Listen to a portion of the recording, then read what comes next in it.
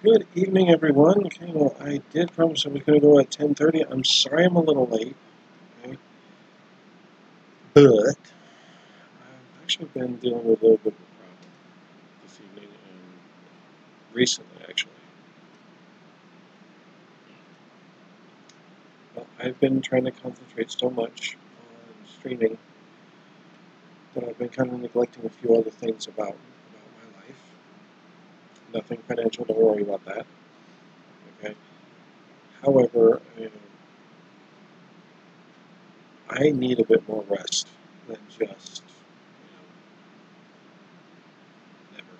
never. Well, because, like on nights when my beautiful, lovely Lisa streams my mod, I'm usually there, and I try to stick there as long as I can stay awake. Yeah, I'm down #1 already. Anyway, the other problem is that I've been kind of struggling a little bit with story concepts. So I think I need to give myself a little bit more of a break in between streams. I will not stop. Don't worry. I'm definitely not going to stop streaming. Right? This is way too much fun. It's just, I've got to take what you call a mental health day, if you will. Okay? My so-called mental health day will be on Thursdays. Okay? So until I can get my own place and things start settling down for me, I'm only going to be streaming on Tuesdays and Saturdays. I'm sorry if this comes as a disappointment to some people. I promise, this should be for the best. Okay? I'm going to go ahead and stream tonight. About this because I already said I would, and I can't think of a reason not to. Okay. Let me just do one little thing. I need to let them know on Discord that I have already started. Okay. Lista does not seem to be online right now, but that's okay. That just means I'm just gonna have to go ahead and get going before she can come on. It's okay.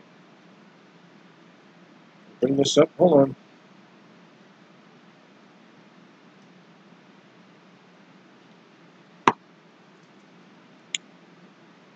I apologize, but this is taking up my entire screen here. Oh, thank you. So, just gonna let her know I'm gonna let everybody know I'm getting going with my stream.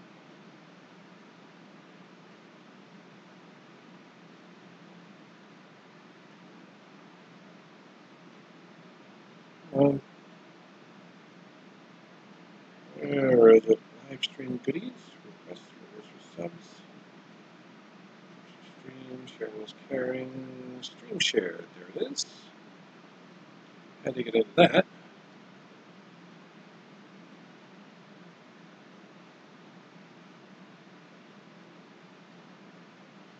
Okay.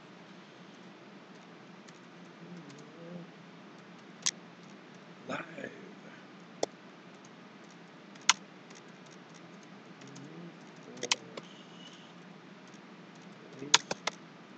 About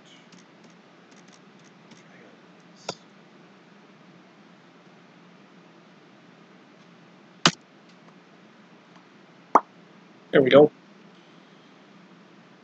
So, right now that is about the best I can do. Okay, hopefully someone will actually come in and say hi. At least, say hi, that'd be great. I seriously just do not know how to do what she does as far as sharing it and whatnot, so I'm just going to have to stay ignorant for now. And I'm just going to minimize that. See that there's still nobody here. That's okay. I am going to go ahead and possibly start with a story.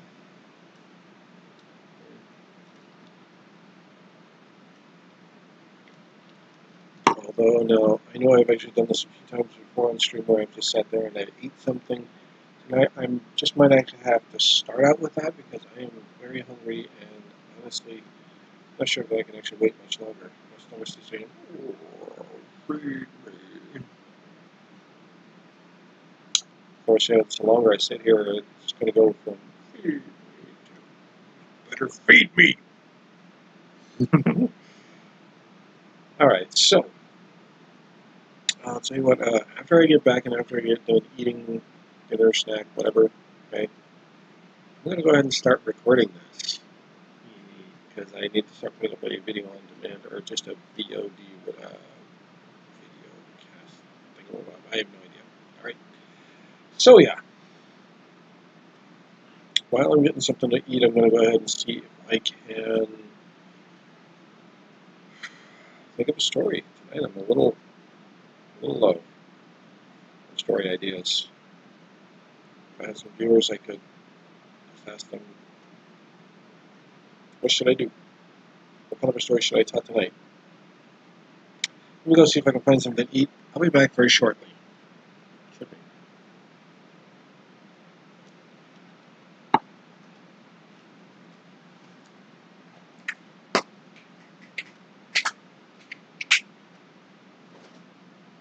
Yes, I am actually leaving my microphone on purpose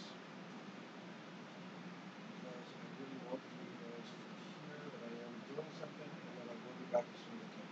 Okay? I'll be back as soon as I can. Eating, I'll be back. Just kidding. I did that on purpose. Not anything, shall we say, disgusting.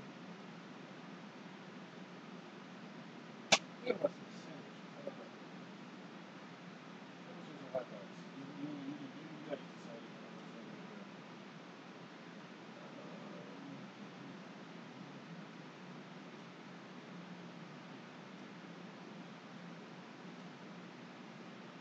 Sandwiches, regular sandwich. Well, not much better. Yeah, yes.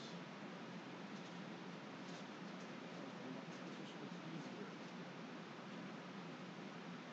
I'll go ahead and get to the most caramel. There's Lindsay there. There's Lindsay there, so there's some cold back here. There's some cold sandwiches.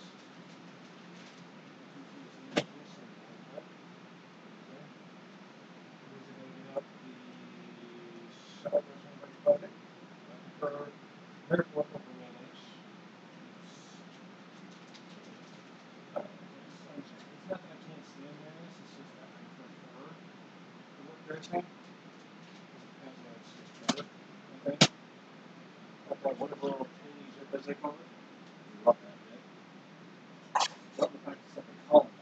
I mean, seriously, that's just funny. Oh, there we are. Well, we're going to turn this down, or either down or up, one way or the other for me would really work. There. But that's on low. I'm sure that my microphone can actually pick up more now, right?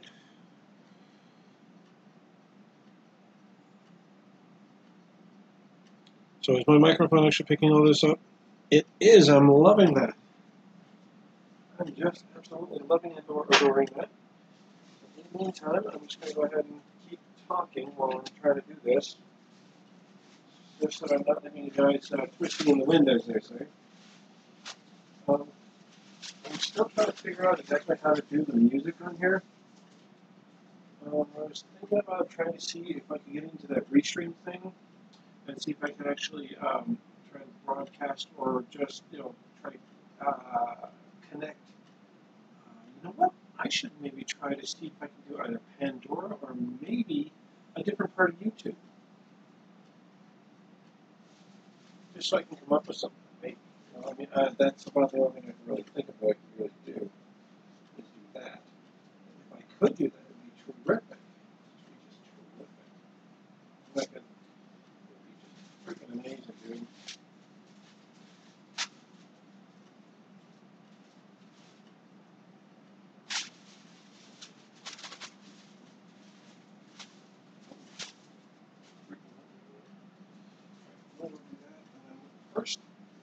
In fact, before I really go into these sandwiches, I really have to go to the bathroom.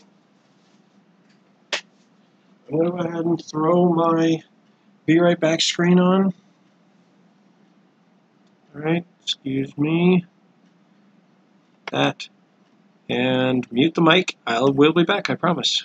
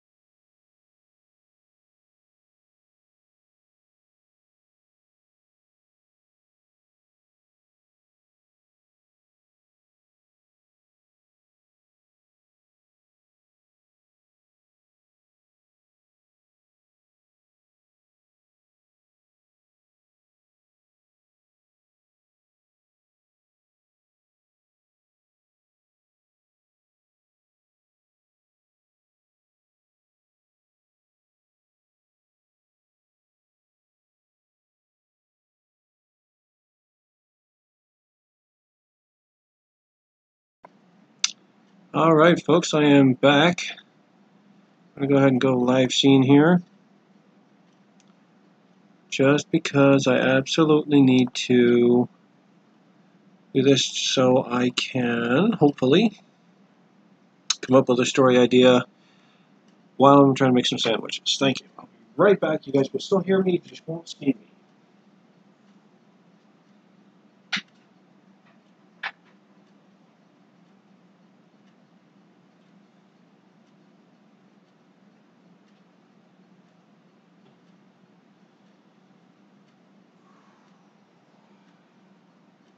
Yeah, my day's been going okay. I got a lot done today. I went ahead and I tried to get my nephew interested in some jewelry making. He was interested for about 5 minutes. Trying to get him what else to do about about kids these days. They don't really keep their attention on anything. You try to show them something really cool, and they either want instant success, or else they want to just move on to whatever's next. I don't really understand this particular generation. I know I know it makes me sound like an old man, but I really don't care. Because I mean, it's true. I finally, in many ways, I finally understand, exactly what a lot of these so-called old people are saying.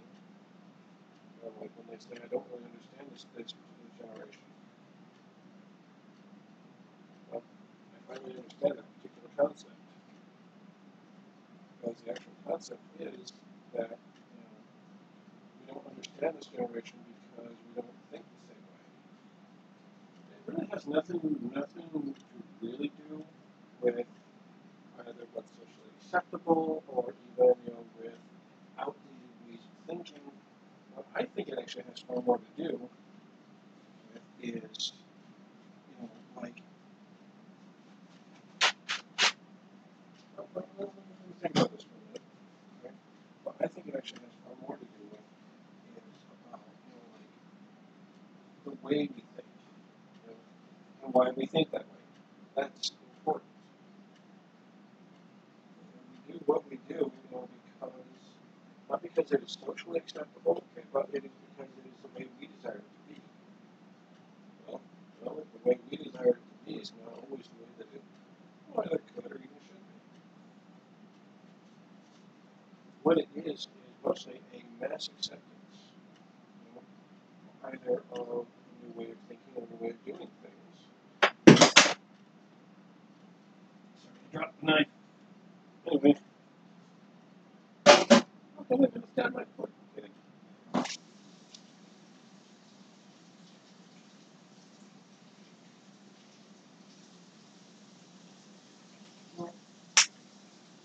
Well, like I said, I think that actually has far more to do with, what is actually accepted, if you will, en masse.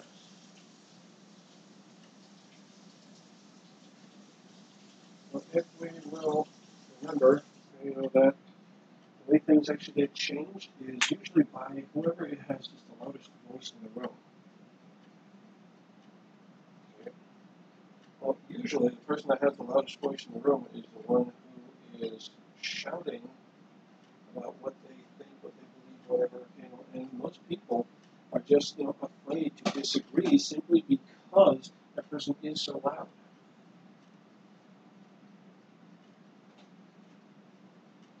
I mean, how else do we actually think that certain people get into certain places? Think about it. It's because we are too afraid as people to actually argue with them about it. Doesn't matter who it is. We as people are just about terrified. We don't really seem to think that the strength of the individual voice is even there. We don't even give the individual voice any real strength. That, unfortunately, is because we see the individual voice as just a small amount of noise. And let's just say in an ocean of chaos, that sort of thing. Hey, Bert. Right?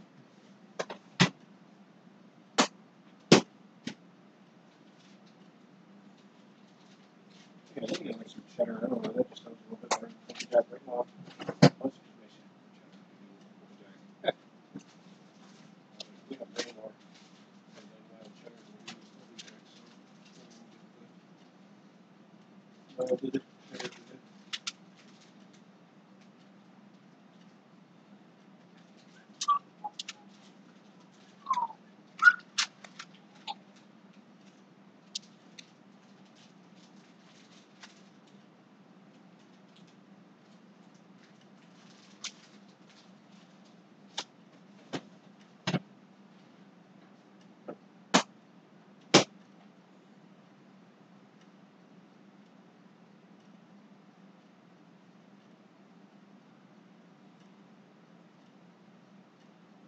What people are thinking, if there is anybody in the room, is that, you guys came here for stories, and all of a sudden, you're hearing an argument about, basically about philosophy. I can't entirely help that. The argument, anyways. It's really helpful, I think, blah, blah, blah, things like that. Okay? I'm sorry. All I'm really trying to say is that, we as people, the tendency was only to basically only just do the loudest voice in the room. So it doesn't really matter what they're saying, as long as they are forceful about it, and the more angry that they sound, just that they're, shall we say, not getting heard. The more likely it is than we are to listen to them because, they make it sound like it is an injustice.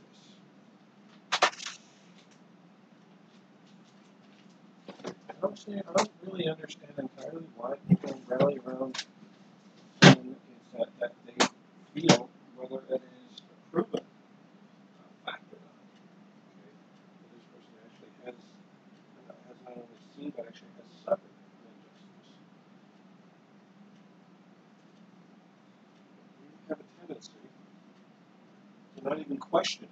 So it makes it sound like like something is an injustice, and all of a sudden we could completely rally around the person who as if they were pretty much a freaking saint in the first place.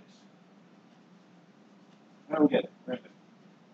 Anyway, let me go ahead and just sit down and try to tell you people some stories.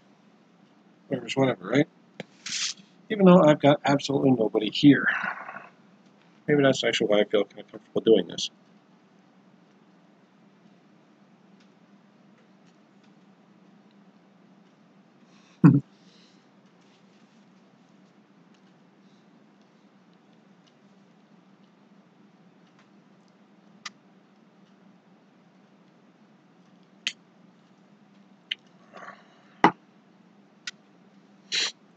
If anybody ever does, just come in. Uh, even if all you want to do is just say, who are you, why are you streaming, go away, whatever. I don't care. Come on in. Go ahead and talk in chat. I really don't mind.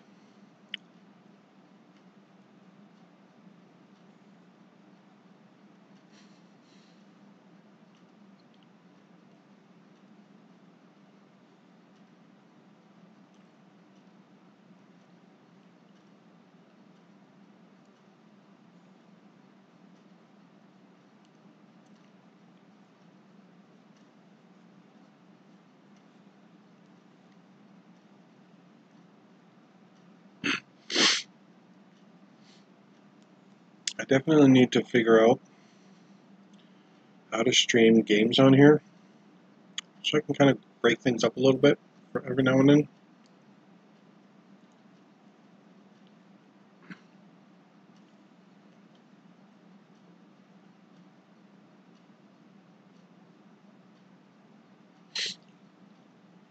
I'm going to be honest with each and every one of you.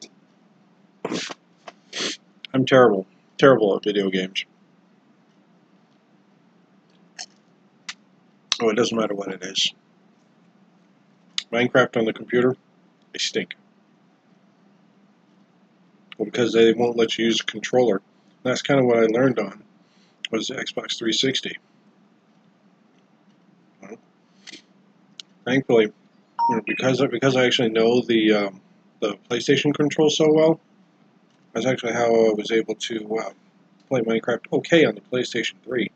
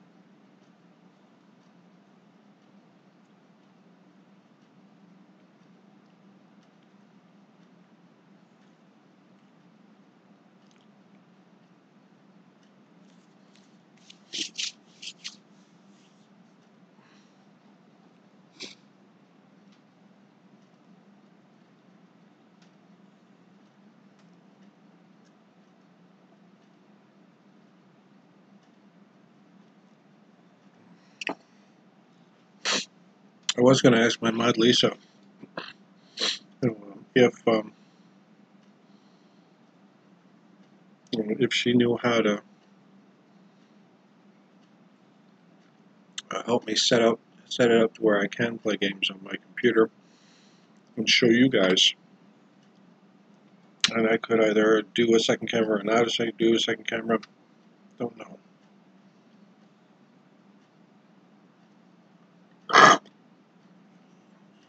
Excuse me. Sorry.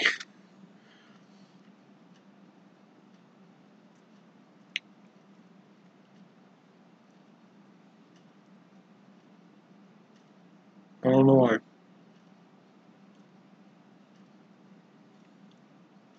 I usually start with one of the bottom corners on a sandwich.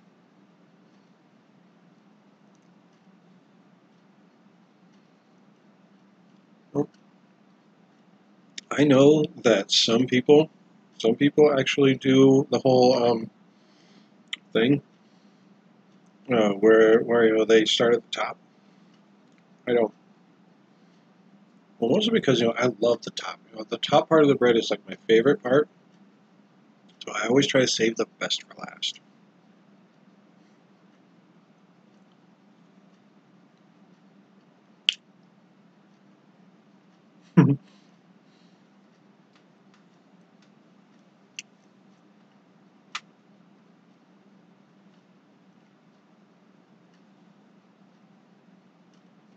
I don't know if I've ever done that whole thing about streaming IRL.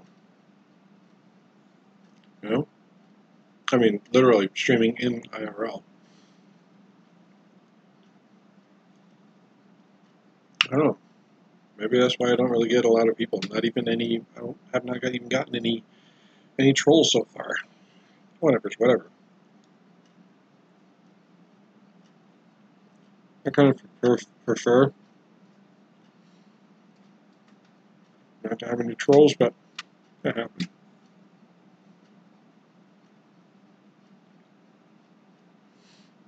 I can tell you, I'm definitely not afraid to ban people.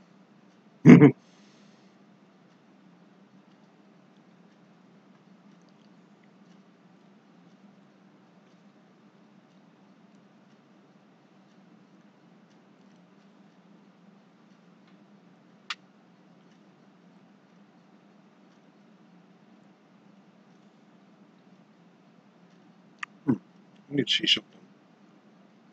Bear with me here for a minute, folks.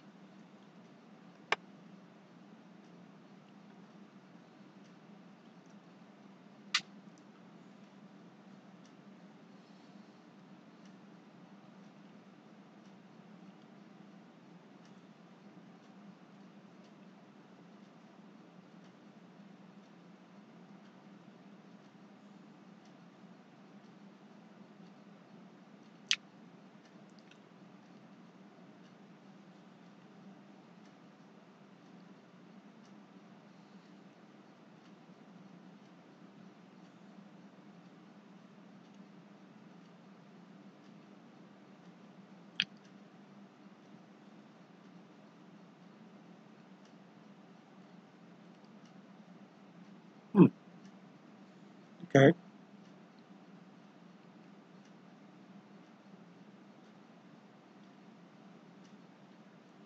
Let me see.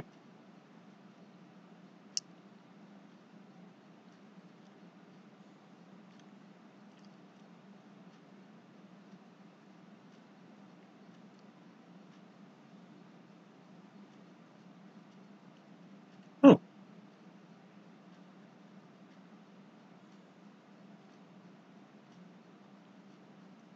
okay.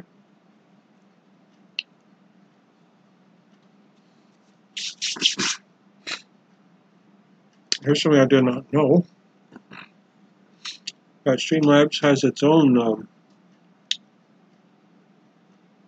Discord server.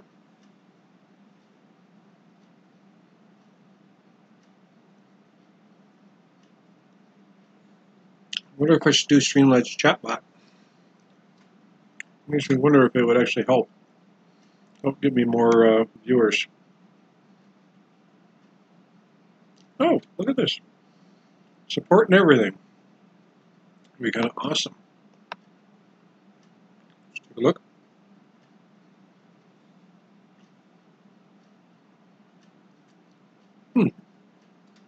Okay. It's interesting. Wait a minute. I know that name on Twitch, I think. Pablo Escobar.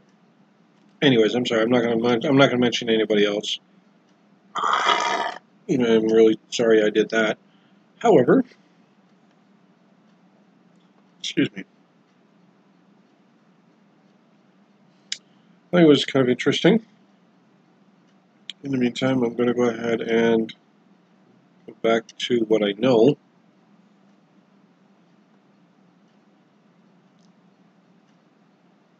Where's my... Oh, crud. Ruddy-duddy. Where the... Are you blinking kidding me here now?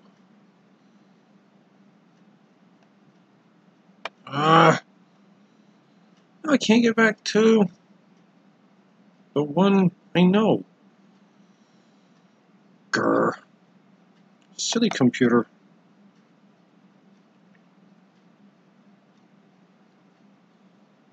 See, I can get to my friend Sarah, but I can't get back to Lisa's server on here.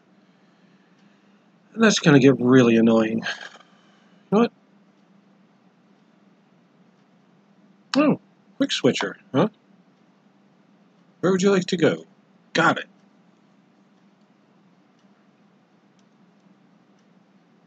There we go. Lisa's stream. Oh, not her stream, sorry, her thingy. Server.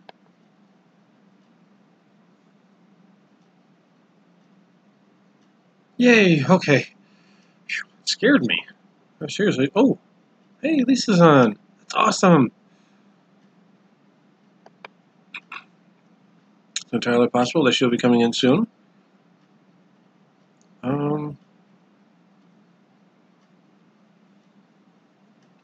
Okay. That's fine. Just go ahead and close that out. Okay, so turns out that that wonderful little Discord icon up there towards the top of my screen was for joining the Streamlabs server, which means I could actually do more cool stuff and talk to people about like things, about like concepts in streaming. Like, I'm sure I can probably ask somebody there if they could help me in trying to stream games on my computer. So yeah, that's okay. We got one more sandwich to go. One more.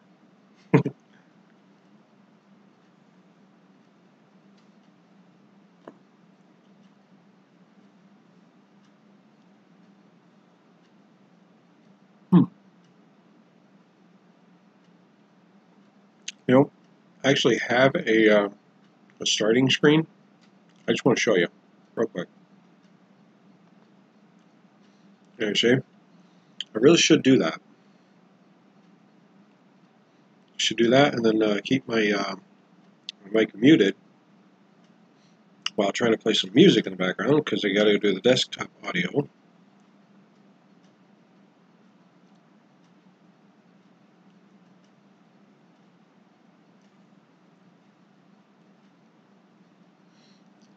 And whenever I'm ready for people to see my face, ta-da!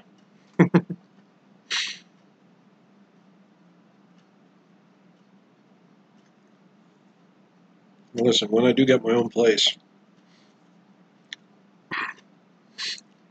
I'm going to have a special area that's going to be set up just for stream. Hopefully I can start coming up with more story concepts a little quicker. Once I can really get into what I feel would actually be kind of like a groove, then I can go ahead and I could just go ahead and do that. I could just go ahead and start streaming 3 times a week like I wanted to.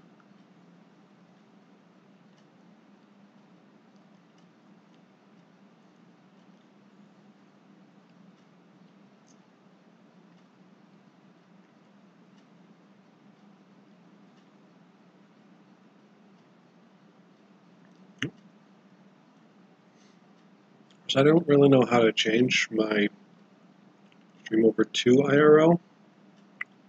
I could get all kinds of random visitors, you know.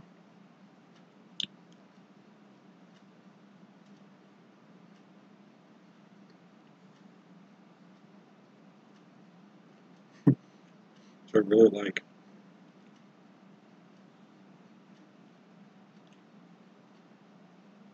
I just want to see something. I have a scene on here called extras. I just want to see what that's all about.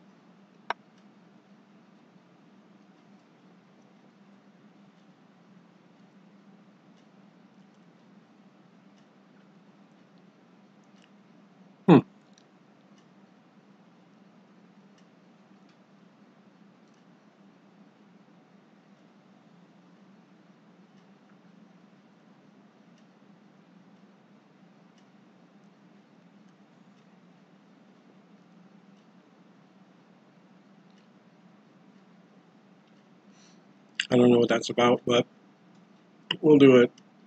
We'll figure it out one of these days. Hello again.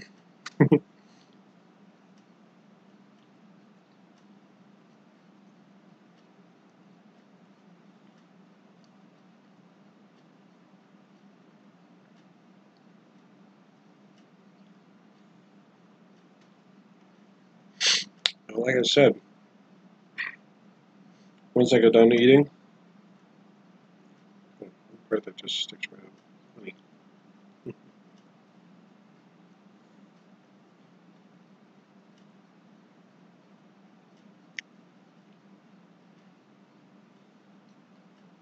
It's okay.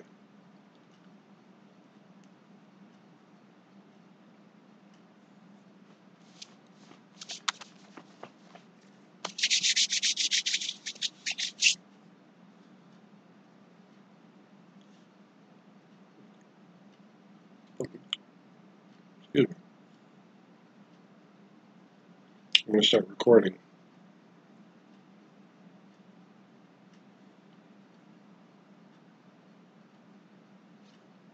And it's going to be as if I just got started all over again. So,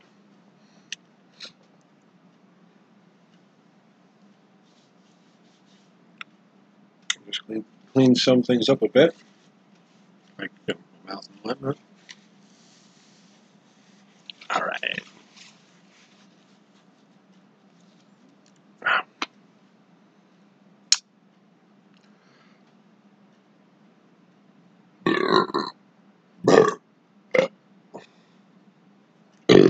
Excuse me.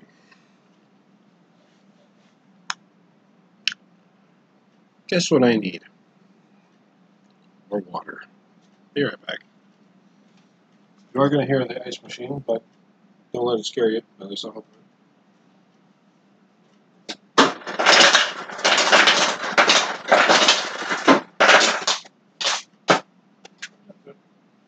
The ice. At least that's all the ice I'm going to get.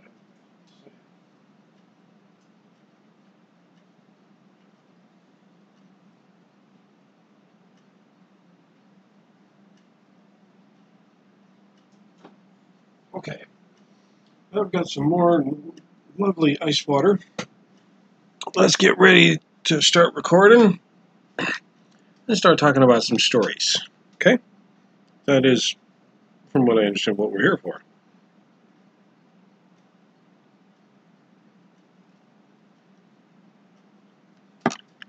All right. So let me get started. Oh, don't you dare go. What are you doing? Thank you. Sheesh. Freaking computers. Alrighty. Now, let's get ready to start recording. In 3, 2, 1. Tomorrow? What?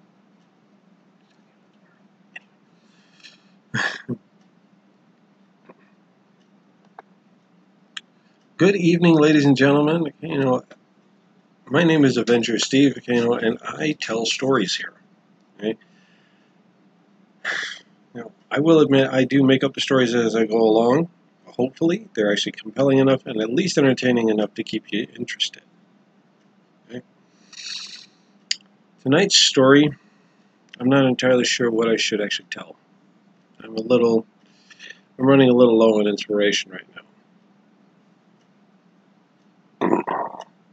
Excuse me. However, I was thinking about just trying to just tell a story and see what happens.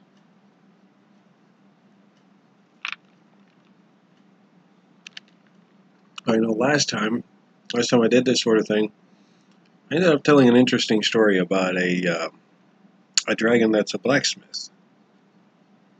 Yeah, they had him. It's weird, but it was great. I thought it was a great story. I thought it was really cool.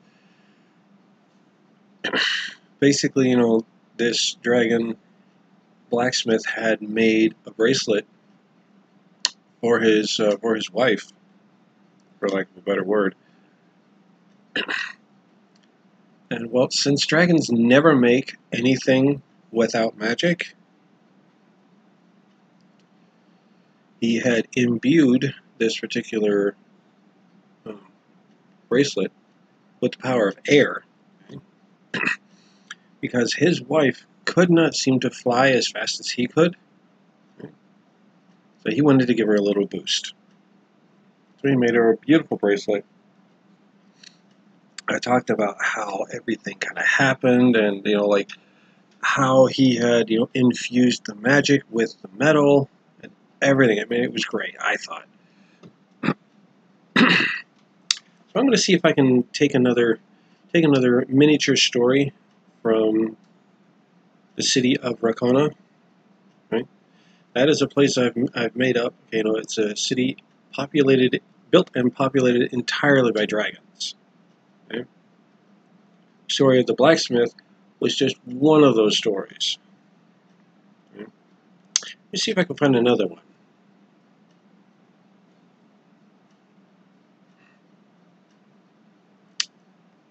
Well, dragons really did not have a whole lot of use, if you will, for wood. So they didn't really build with it too often. Mostly because they were so much bigger than the doggone trees themselves anyway.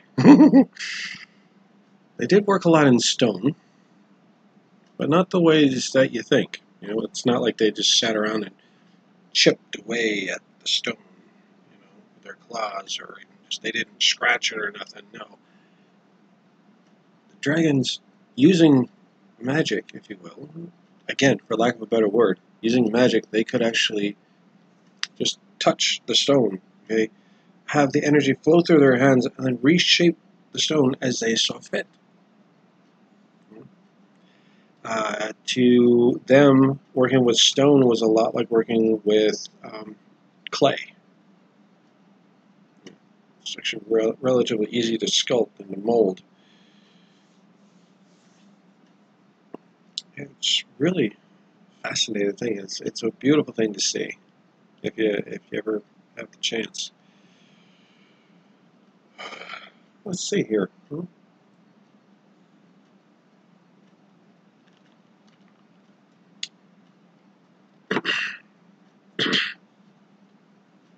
Well, let's see.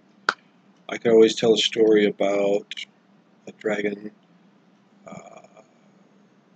idea of justice. I could always do a dragon's idea of,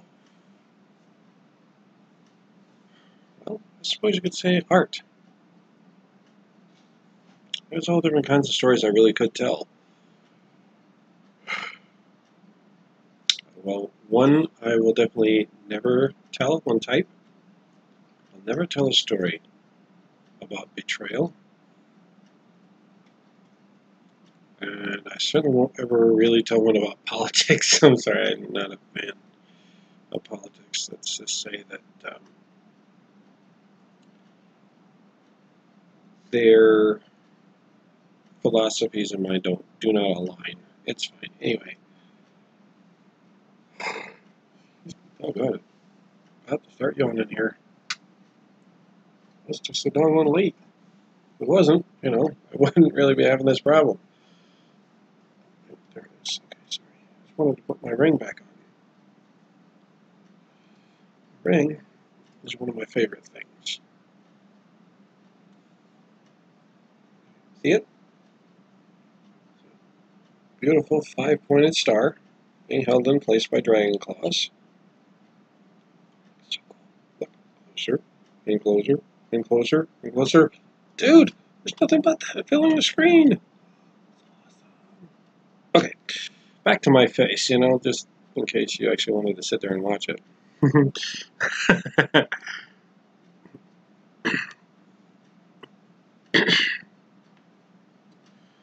I have thought about the idea of trying to tell stories in costumes and such, but I'm not very good at creating costumes, or even I'm definitely not able to buy costumes. So, for now, until I can figure out a few other talents I might actually have, until then, you're just going to have to put up with this.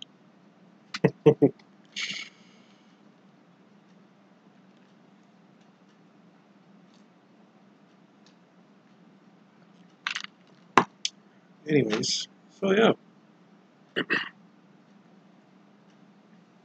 I could tell you a story of love.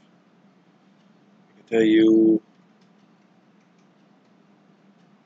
what, I could tell you about a short adventure, okay, that this group of dragons had, right?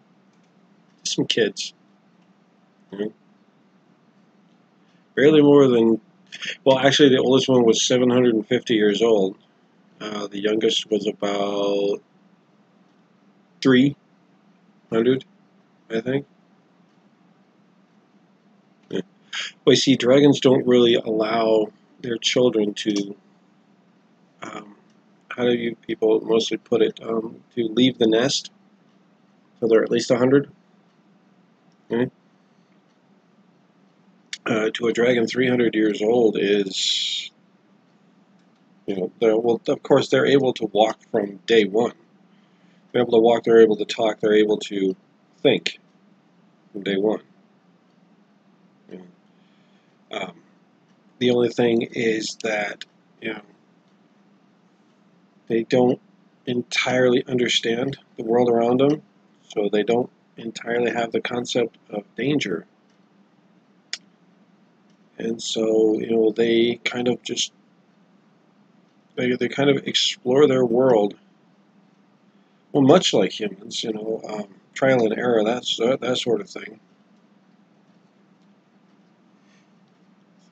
What else can I tell you about?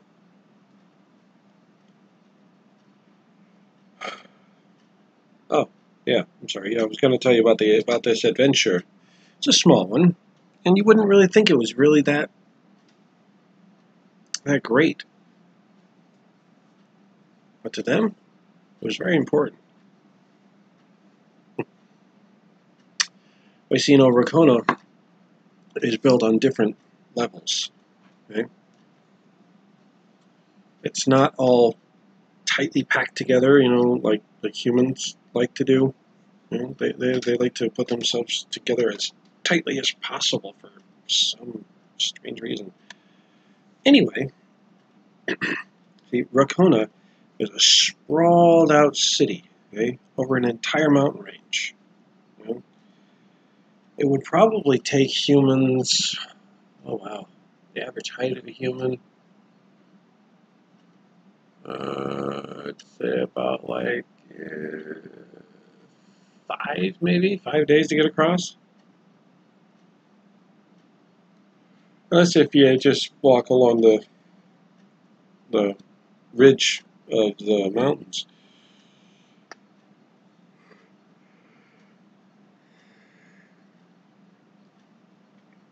See, dragons themselves, they don't really believe in skyscrapers, as you people put it.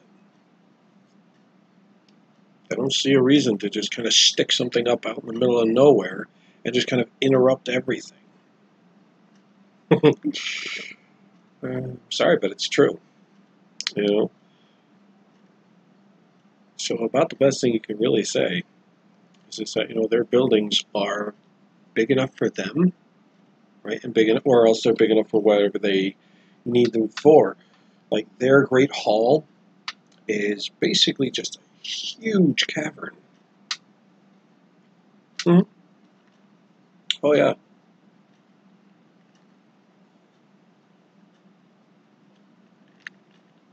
Well, it's just a huge cavern, so they can gather as many dragons as needed for whatever they're doing.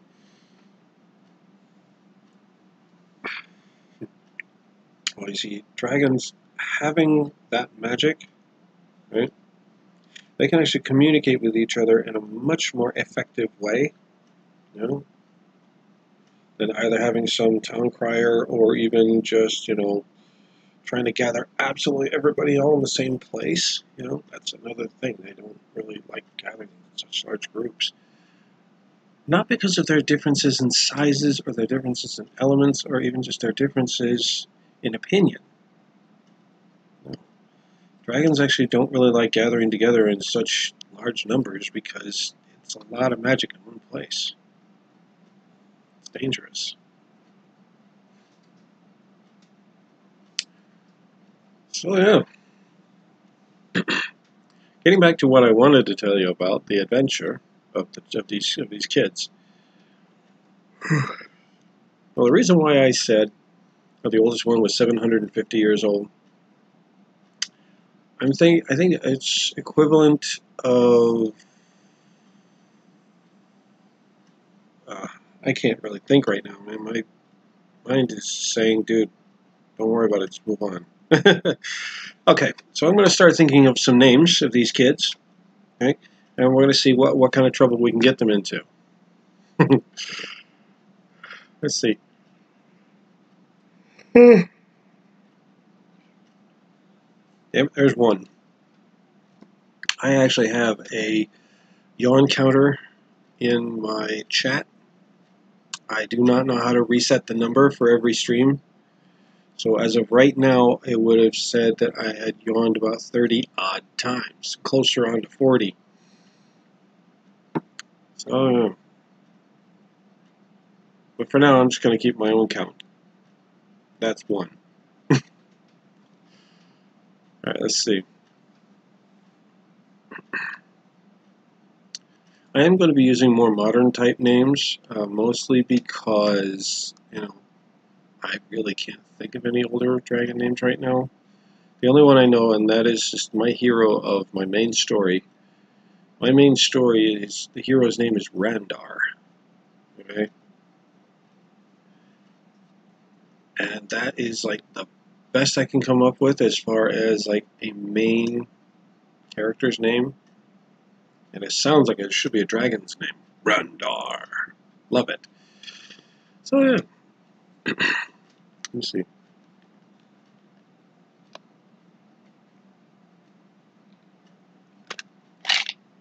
Well, since I actually had to change the age of my character, the first time I was trying to tell the first part of the story, he was only 500 years old. To a dragon, that's still just a kid. I could not have him going around doing an adventure of being just a kid, So, I'm going to make him 1,500 years old. And that to a dragon is more like adolescence. Think around like the time of maybe about around 16 or so, maybe even 15, I'm not entirely sure.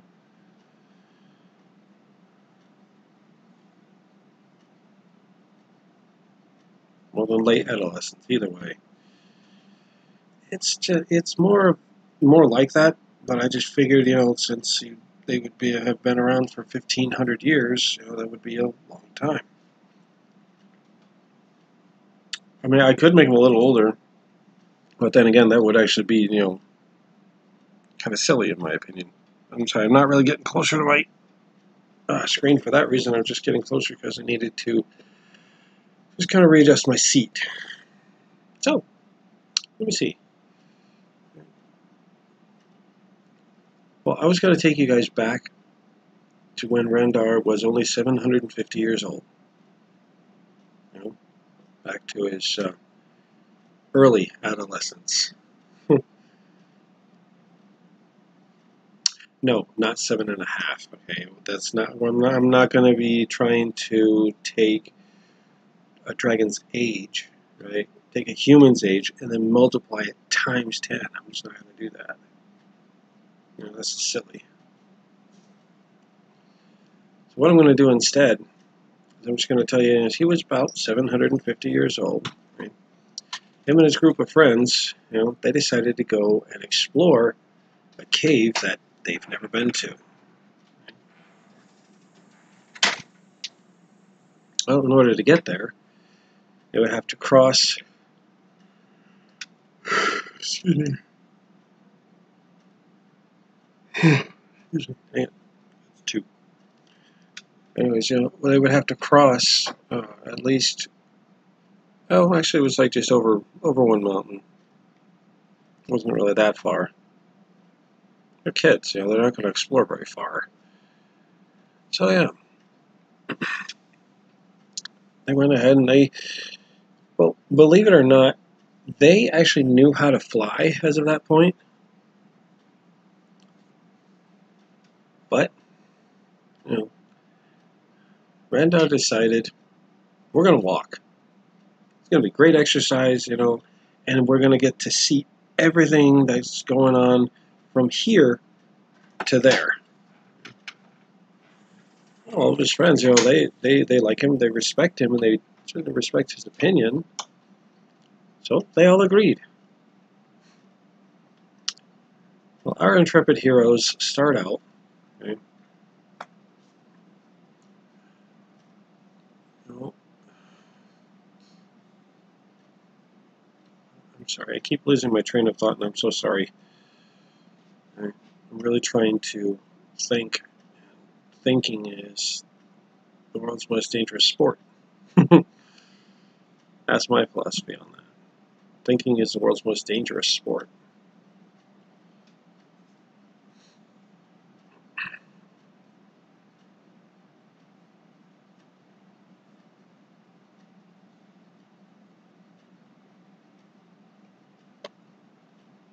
All right, so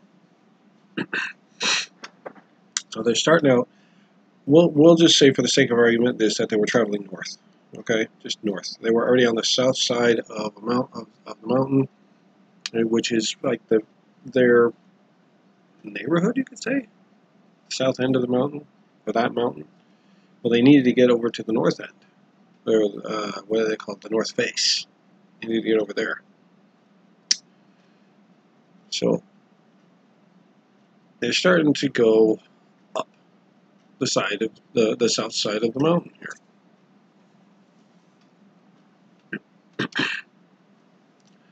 course, you know, just before they got started, you know, Rendar says, I want to issue you guys a challenge. Okay? What do you say we do all this without using our wings? No flying. Okay? No flying. And until we get there, no magic. Well, you see, dragons, especially dragon children, can't seem to go one single breath without trying to do something magical. It's a big challenge for every one of them. They've never done anything without magic. I wonder whether they're going to get this done. Well,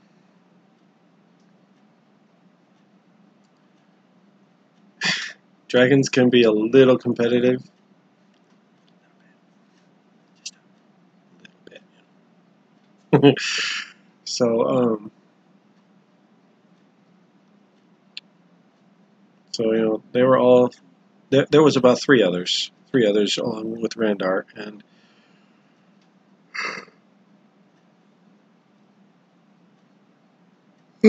excuse me, doggone it. Three. Yeah, we are already up to three.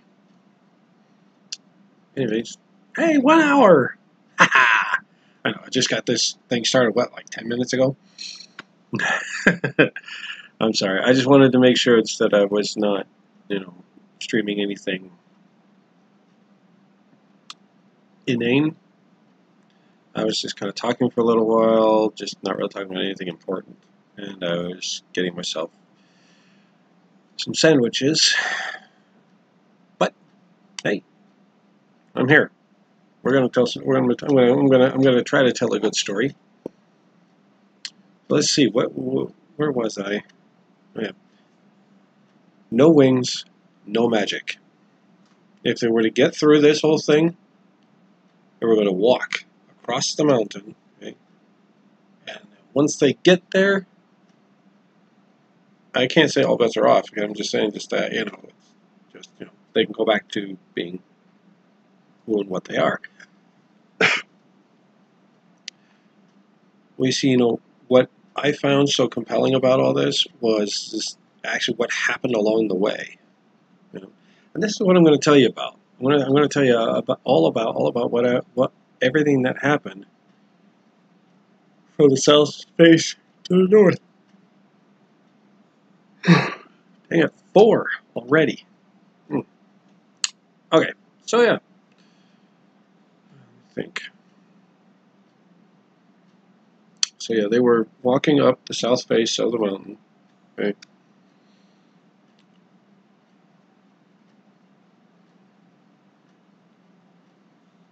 They were about halfway up. Okay. Well, more like a third of the way up, sorry. Not quite a half, but more like a third. And they came across a great big chasm. Oh yeah. I mean, it looked like someone had taken the top of the mountain, just kind of pushed it aside. It looked like the mountain itself was torn. I'm sorry, my nose itches a lot. I really don't know why. Well, being kids,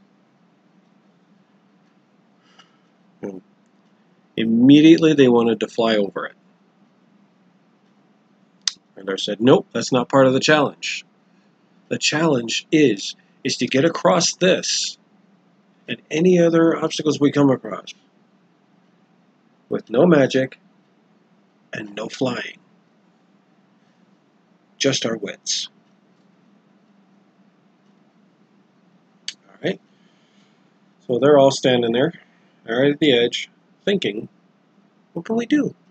How can we get across this thing? Well, another friend of his, we're going to call him Jordan,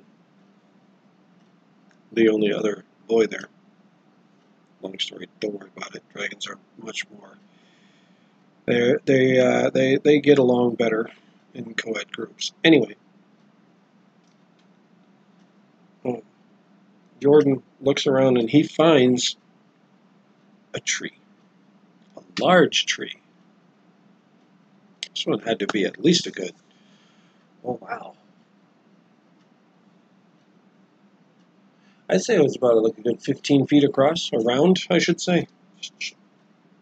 Big, big tree. Huge tree.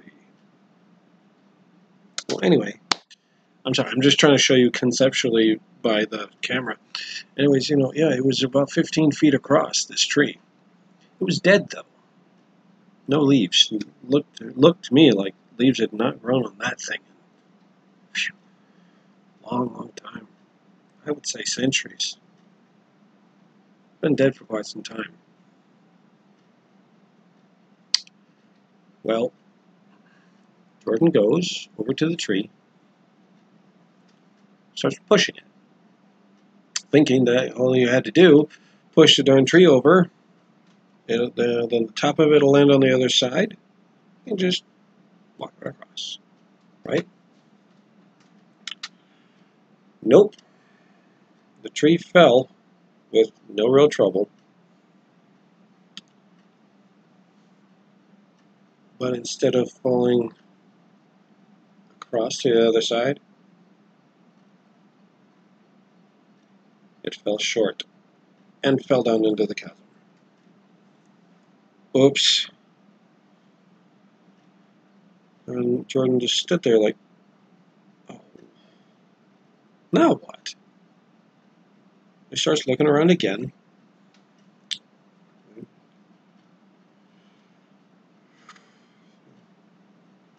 And he says, "We can't get across this chasm without flying. Come on, Randar, we've got to fly. You said we can't use magic, but why can't we fly?" So Randar says, "Because that's the challenge. I want you guys to think." Okay, so Jordan's looking around, the two girls are looking around, and then one of them looks over towards the edge and notices what looks like a little indentation along the edge there. One of the girls. Well, let's say her name's Gina, just for the sake of the story. Gina goes, she walks over towards the edge, looks over, and notices that there's a trail that leads down the side of the chasm. Kind of wanders back and forth. So she's like, "I'm going to go down, and I'm going to see how far I can go down, and I'll see if there's a way up the other side." So, well, this thing was wide enough, right? Wide enough for all of them to go down, but single file. Right? Right. They all started looking to Rendar just to see if he was going to take the lead. He says, "Nope. Gina, you found it. You found the solution. You lead." Okay. So she goes over to the edge. They start walking down. Right. Of course, a few times, a few small accidents happened. Like Jordan accidentally slapped Nina with one of his wings. And Nina was bringing up the rear. She's the other girl. We have Randar, Jordan, Gina, and Nina. Yes, you guessed it. They're twins. Cool, huh? Well, anyways, Jordan accidentally smacks her in the face with his wing because he was actually just about to fall over the edge, and in order to steady himself, he kind of put his wings out to steady himself, and he accidentally slapped her in the nose.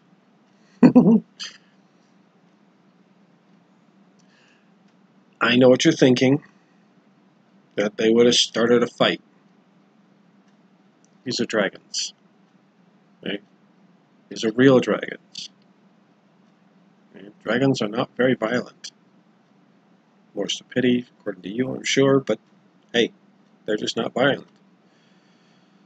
Not very, anyways. And do remember, just because somebody knows how doesn't mean they want to do it. Okay? So that whole thing about, well, maybe if they're not that violent, maybe they just don't know how to fight.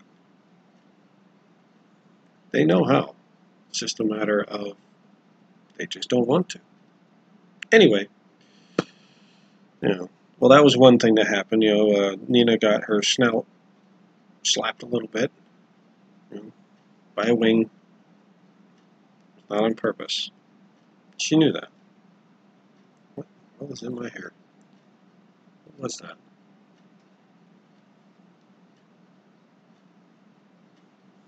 I have no idea what was just in my hair. Weird. Anyway, they continue on down the trail.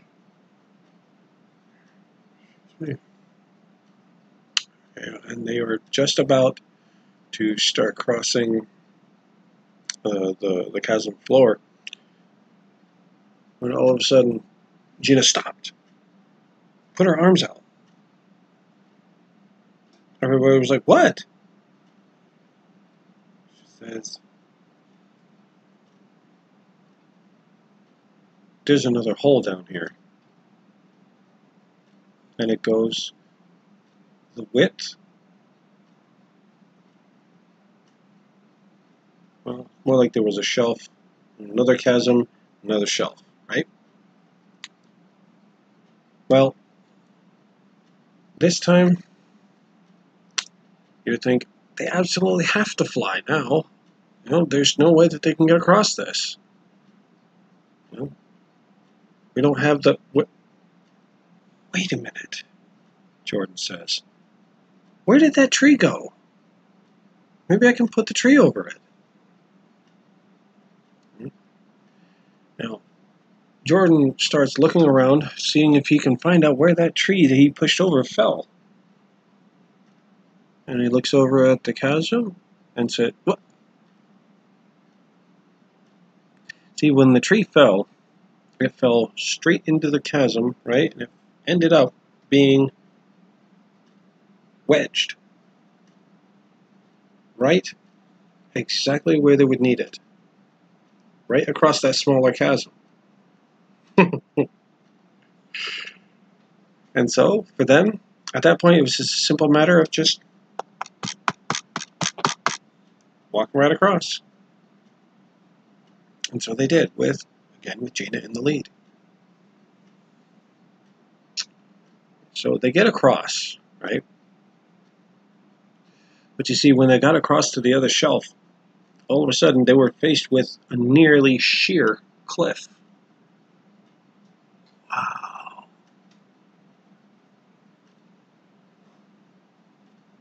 How are we going to get up this? Well, this time it was Nina's turn. Well, Nina goes up to the rock wall, right? Starts looking for possible foot and handholds.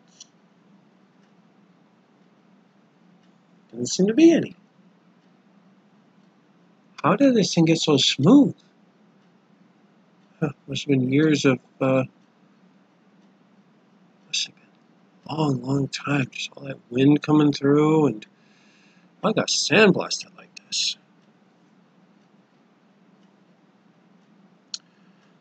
Well, being a smart dragon, okay, she reached out her claws to the stone and tried very gently, just a little scrape on there. She found out the stone was very soft. Now, mind you, she's not using magic to do this. Okay? She was doing, however, just scratching it. Dragon's claws are very, very, very hard, so they can do that. They can actually scratch stone if need be. Well,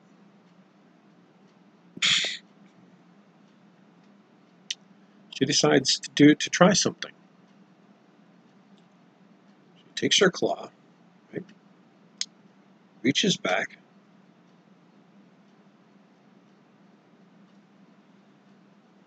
and digs right into the wall.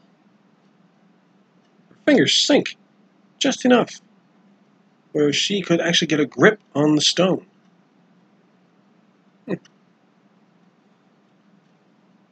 So she decides, I'm going to give this a shot. I'm going to try to get straight up to the top if I can. Okay? You guys can put your fingers wherever I put my fingers, okay? And my feet too. So she starts just climbing and climbing and climbing up this near sheer face, all while digging her claws in. Although at one point she found a spot, okay, to where she dug in her claws, okay, and the darn piece of rock underneath of it fell and it crumbled away. It was like, whoa! She almost fell off. I said, look out below!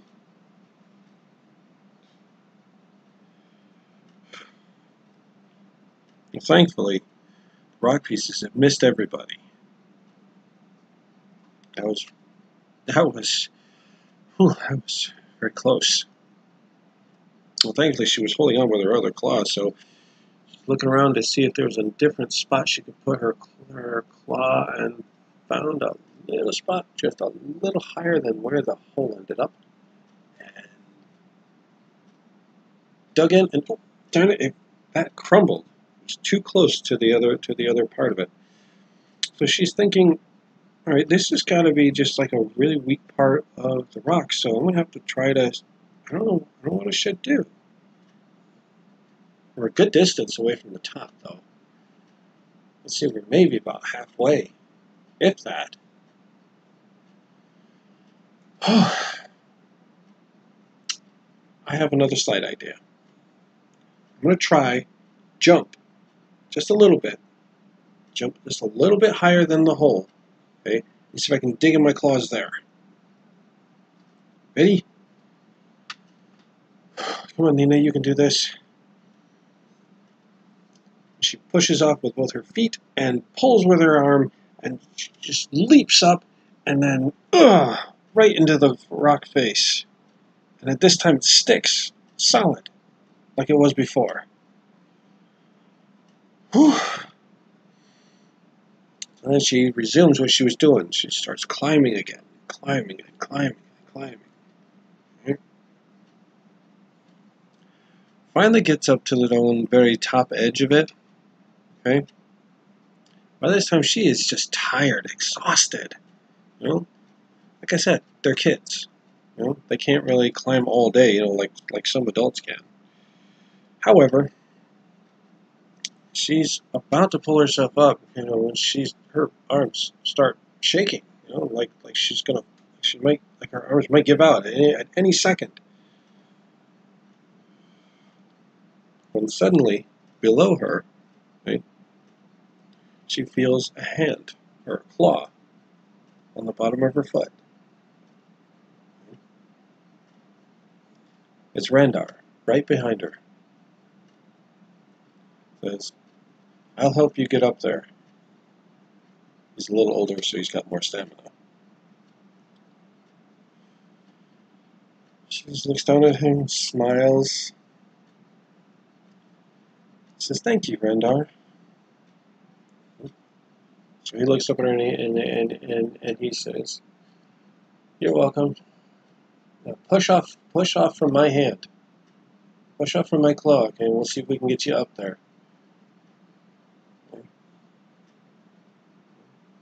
She tries again, and she's got the edge. She was still hanging on, by the way, and she pulls herself up. Oh, this hurts! This hurts! This hurts! Oh, Randar sees this, and he just starts pushing on her foot until she's over the edge and resting on the shelf. Whew. Randar's a little tired too, you know. He's got more stamina than they do, but that doesn't mean that he can actually just do anything and everything. So she's up there now. Okay? He finishes his climb. Okay? And looks back over the edge and notices, you know, that both Jordan and Gina are kind of struggling a little bit, about 3/4 of the way up. He looks down and he says, "You guys can do it. Come on. I know you can." Whereas Gina looks up and smiles real big at him. And she seems to have, if you will, a second wind. It's what humans call, I think. She's got a second wind again, and she just starts climbing, you know, climbing and climbing and climbs right past Jordan. Still kind of struggling a bit. Well, she stops, sees that he's struggling, takes her claw and covers his. Squeezes it a little bit. And says, "Come on, Jordan. You can do it. I know you can."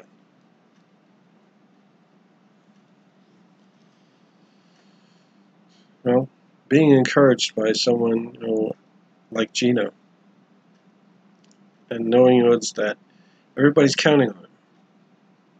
He gets his second wind. Starts climbing once again. Well, eventually all four of them get up to the top of this chasm. Yeah?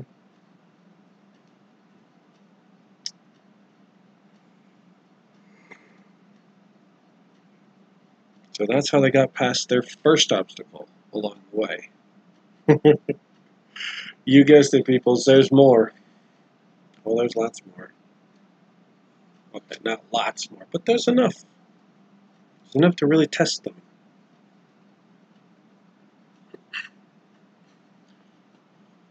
So they get past that. They rest for a little bit. And they're thinking, oh, wow, what I wouldn't give to have something to eat with us.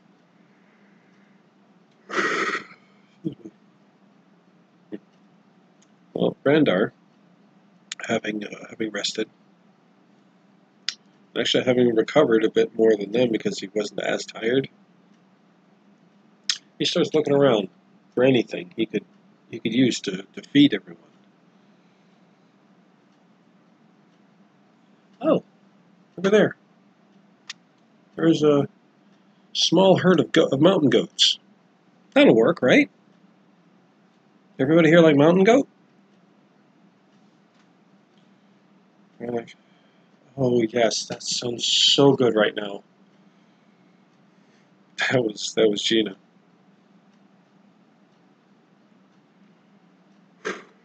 Well, Randar goes off, okay, and he snatches up 4 mountain goats. Okay. Now, dragons are actually far more merciful than most other creatures.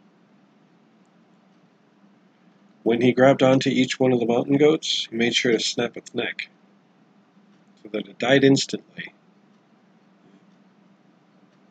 and it felt no pain. After stopping 4 times, oh, I hate doing that.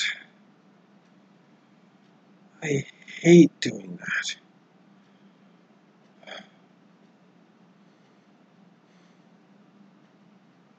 Well, dragons are very sympathetic with all life, empathic, if you will.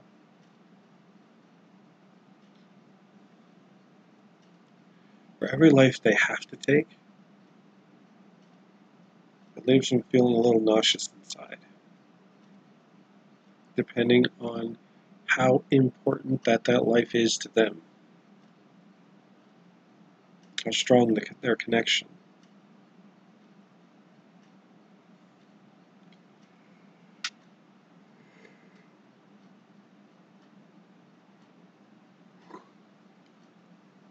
Well, in order to offset this,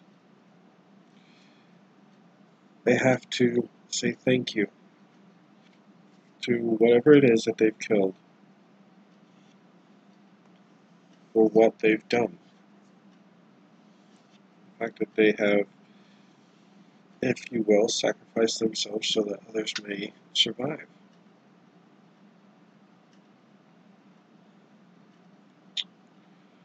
Well,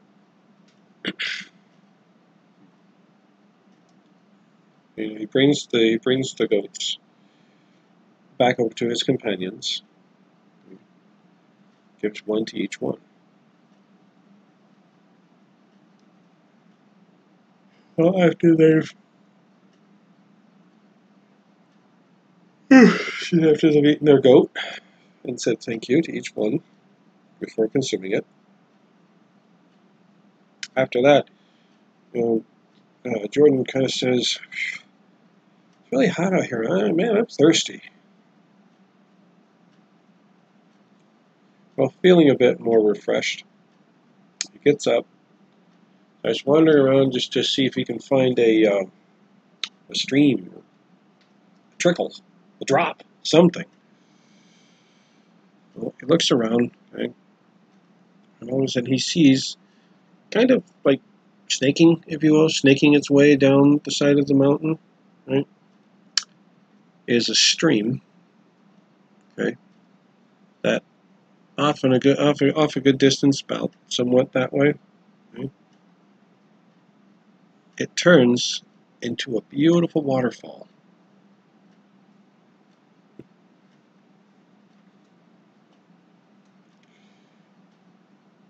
Well, Jordan sees that and he's about to race off. Excuse me. 5. He's about to race off to the thing, to the stream, so that he can get some water.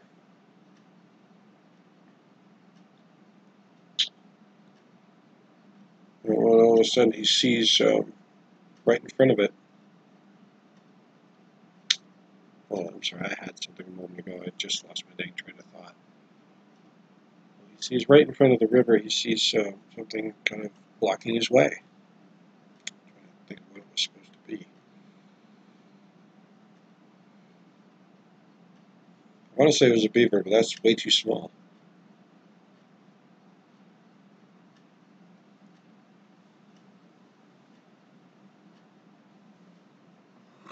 Excuse me. No, it's not another dragon. 6, by the way. 6 yawns. 6 yawns. Yeah.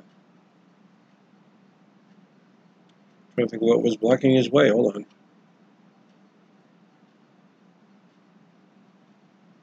I think I might have it. Blocking his way was a human. Dun dun dun. Well, Jordan had never met a human at this point in his life. Never met a human. Never even seen what one looked like. So he wasn't sure how to approach this thing. How does he get around it? Really, really thirsty. I really want to get around this human, but how? Or I want to get around this creature, but how? I'd better go get the others. So he goes back. He goes back over to his companions. Looks straight at Randar and says, "Randar, there's a really weird creature standing right by the river. I can't get any water." Randar looks down and he says, "Why not?" He says, "I don't know what it is. Is it dangerous? Is it going to try to hurt me?"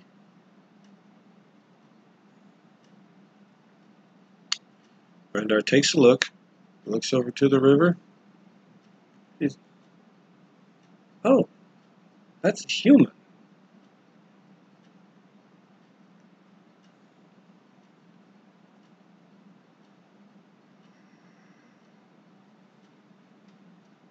Excuse me, 7. Well, his parents had actually taught him about humans, you know. But he had also seen a few of them come into town to the marketplace. See, humans always seem to walk away from that place with a huge grin on their face, like they just got away with the crime of the century. Because dragons had no sense of money, certainly no need for it.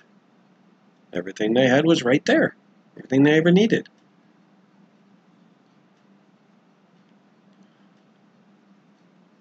So they never charged anything for any of their goods.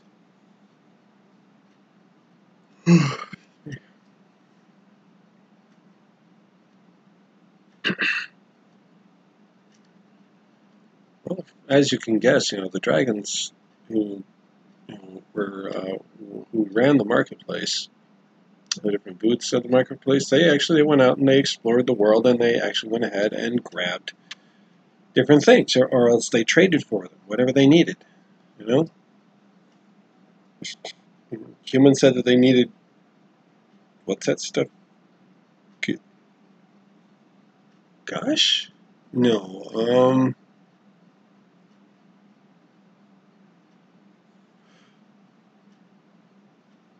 goalie.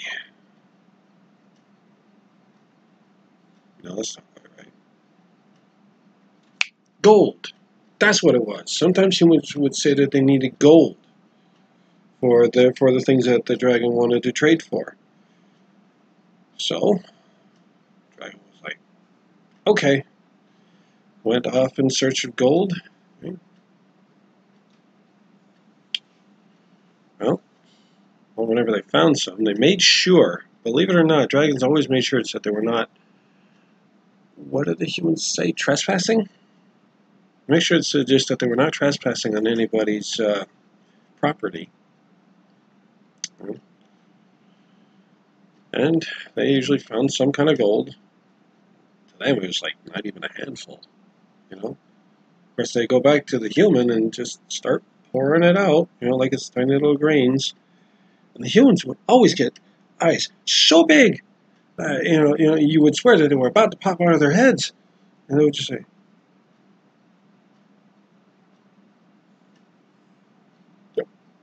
"You, I'm rich. I'm rich. I can live off this very comfortably for the rest of my life. I can do anything I want, say anything I want, be whoever I want to be." That whole thing. Dragons could never understand. What? What are you talking about, human? Why are you saying that you're rich? Why are you saying that you're going to buy anything and everything? What?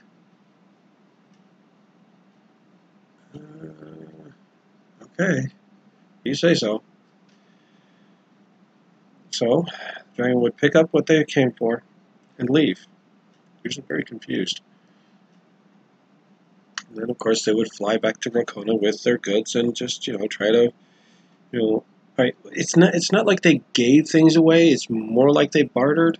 So, they all knew, they all knew at least like that particular system was bartering.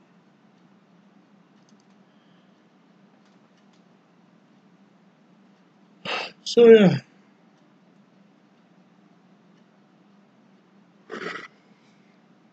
7, 7 yawns. Well, I may have done 7 before. I'm not sure. I've yawned so dang many times I've actually lost count now. Why do you think I had the counter? Gotta figure out how to reset that counter.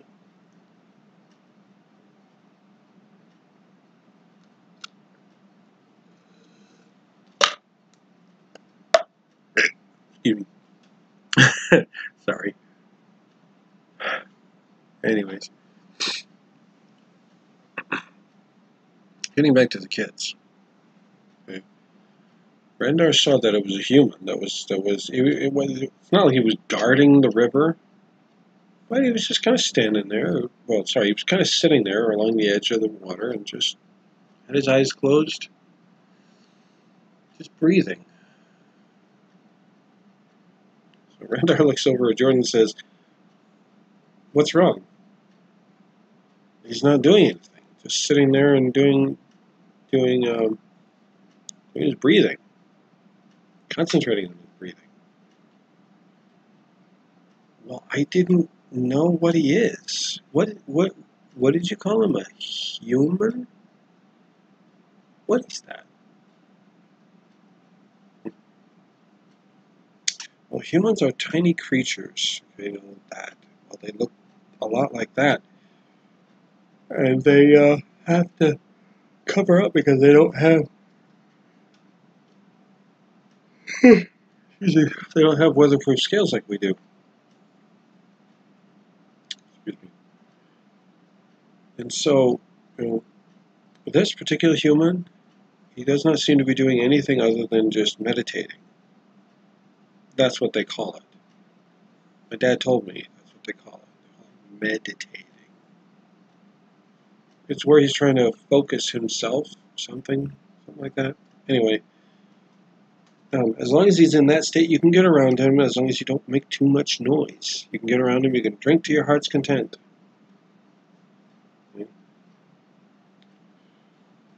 Well, Jordan starts approaching.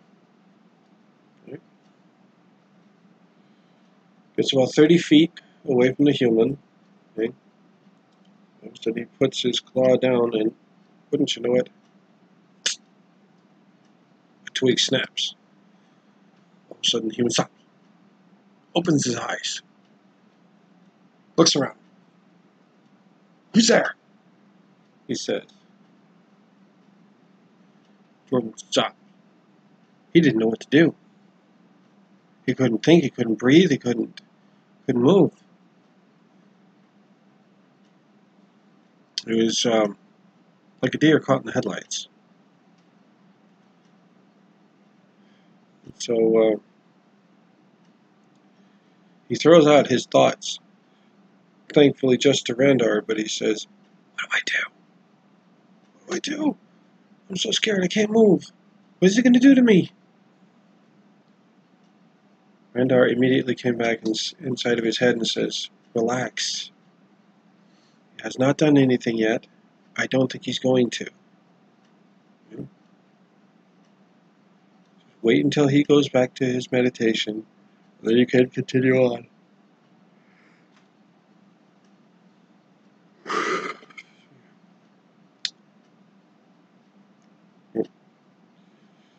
The human sits there and he's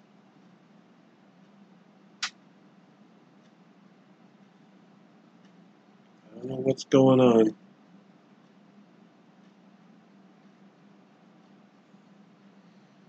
Oh well, it's got to be nothing. The noise has not reappeared.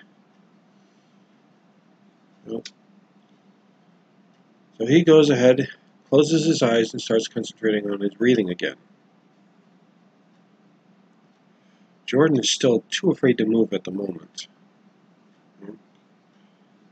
Then he notices that the human's breathing has regulated, almost like he's asleep.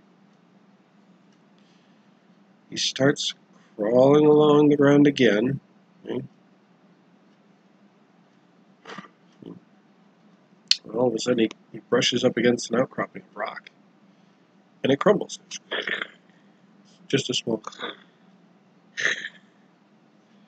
Well, this time the human, he doesn't just open his eyes. He opens his eyes again. He gets up and he draws out a sword, ready to defend himself. Again, Jordan's frozen in place. Can't move.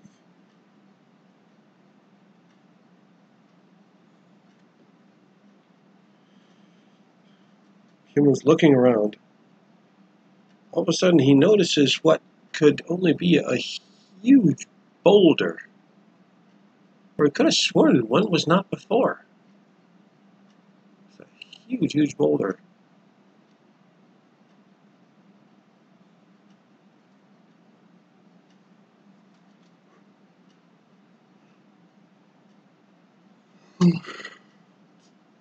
Excuse me, that's 8 or 9. Like I said, I don't know, can't tell. Anyways,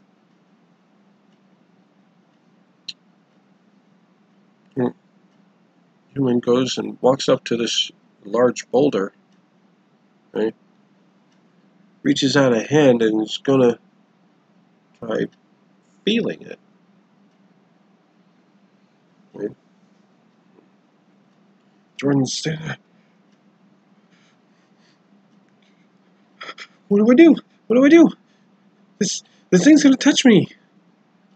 What do I do?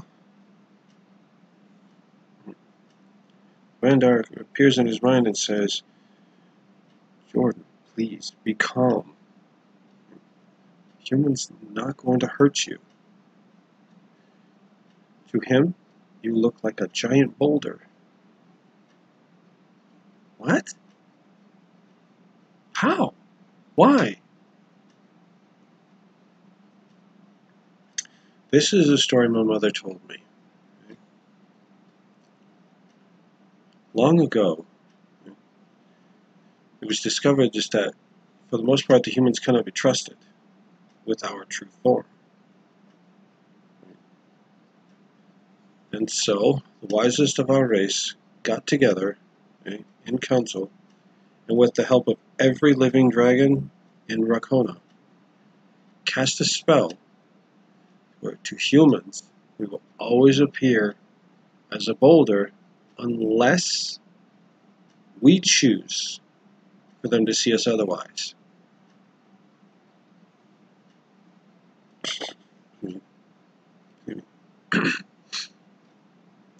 Jordan's saying in his mind, I don't think I'm ever going to want a human to see me then. What's that pointy thing he has? And Daryl looks down and he says, that's a sword. That's what they call it. They call it a sword. It's a sharp object. It's supposed to cut through anything. Well, at least that's what they think. They can't seem to cut through stones or anything. They especially can't cut through our scales.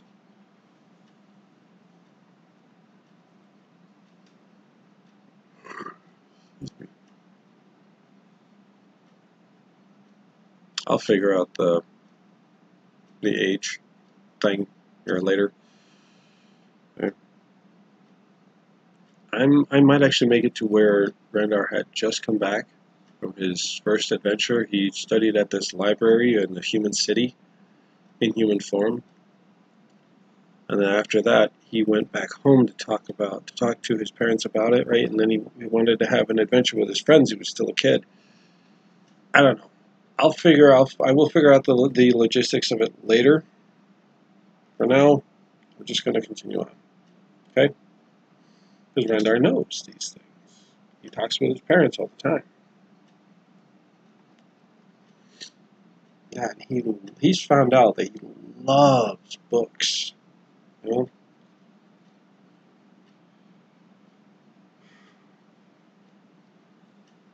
Anyways, what happens is he goes to, tells him that metal pointy thing, that pointy thing, is a sword, and it's made from metal. Jordan's like, it doesn't look like anything we've ever made. I've never seen. Was that made by a dragon?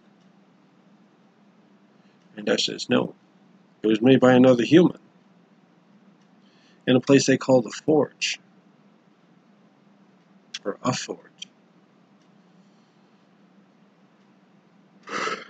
Well, see, what they do is, the humans can't work the metal like we do. They don't really have a lot of magic. At least most of them don't. So they have to use tools. They call it a hammer. It's a squarish piece of metal on a wooden stick. And they use it. They smack the metal with it after it's been heated to the shape that they want. It takes a long, long time to do. But it gets the job done.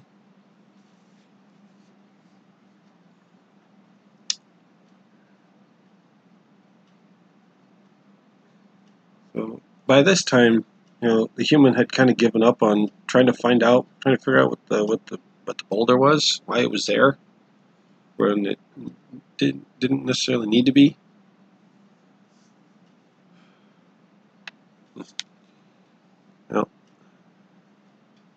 He goes back to where he was sitting, picks up the scabbard for his sword,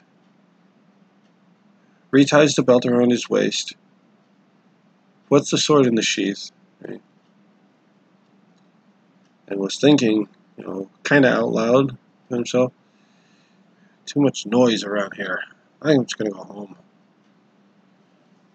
So, gathered up his sword, his belongings, and took off.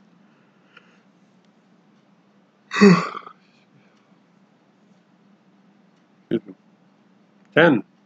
Well, I'm just going to say at this time, I'm actually up to 10 yawns this evening. So then Jordan goes over to the river, okay, and can finally drink the water.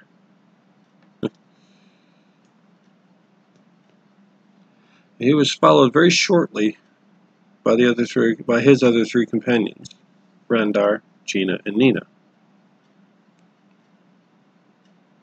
Well, they all finally drink their fill.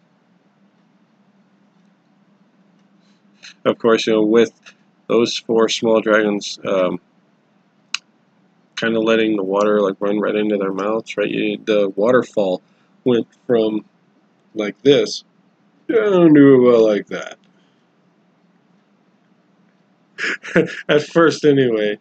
As soon as they took their heads away, it went right back to where it was and continued flowing. Just thought you guys might be interested in that because it's kind of funny.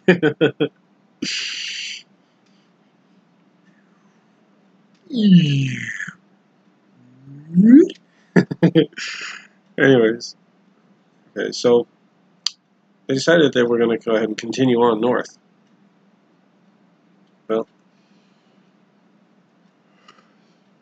Well, just as kind of like a precaution, they decided, you know what, we're going to go ahead and follow the river. It goes up the north, up the south side of the mountain for at least a distance. We'll follow that for a bit. It seems to be almost like a natural cut path. They did that. They got to the mouth of the river. It seemed to be coming right directly from the side of the mountain itself.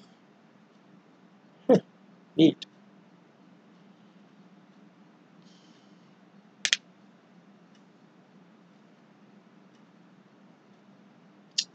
Anyways, so they finally get to the peak of the mountain. Okay.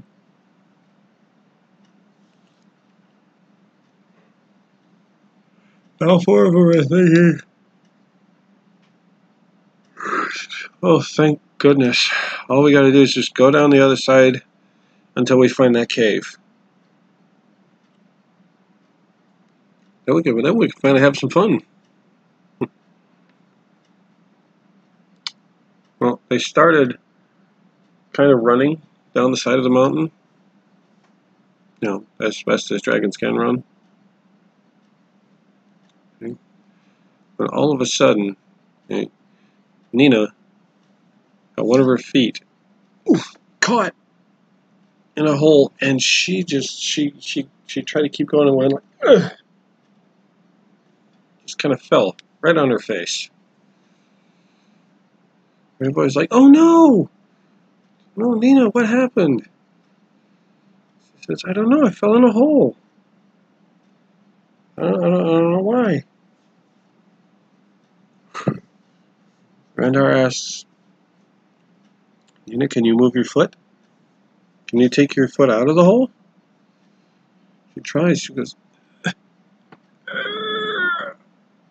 "No, I can't move it. I can't get it out of there. What am I going to do?" Randar thinks about this. So he goes over to where her foot's trapped in the hole. Right? At first he tries just grabbing onto her foot, right? Pulling up.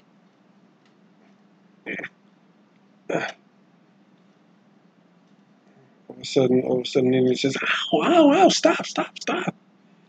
Oh, okay, sorry." Well, since this brutish approach is not working, we're gonna have to try something just a little more clever. So he's like,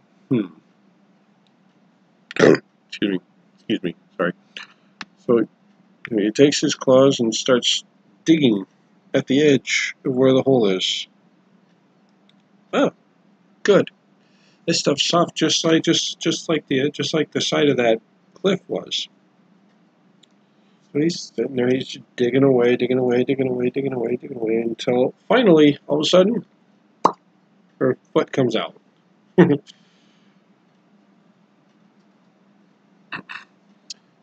He looks down at her and he says, "Nina, are you okay? Are you going to be able to keep going? Or do you want to go back home?" Nina just looks at him and says, we've come this far, and we've done this much. I really want to see this cave. So, but Randar, being the practical kid he was, said to her, "Are you sure? I mean, are you able to walk? Are you able to walk on your ankle?" Nina gets up, right? Even stands on her hind legs, right? And starts walking. All of a sudden, a little painful. She goes,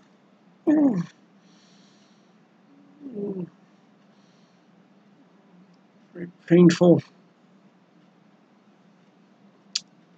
So then he says, so the Randar says, "Nina, do you want me to go back? Do you want me to fly back to the city, see if I can go get some of the grown-ups?"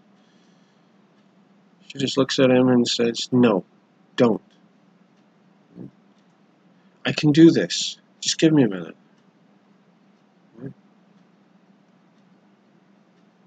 She reaches her front claws down and feels her ankle.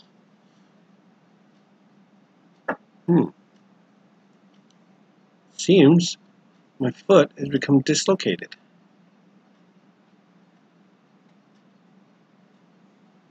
Ankle, something. Can it be? It's not quite like a. It's not quite like a ball joint where you can just like dislocate it and pop it back in.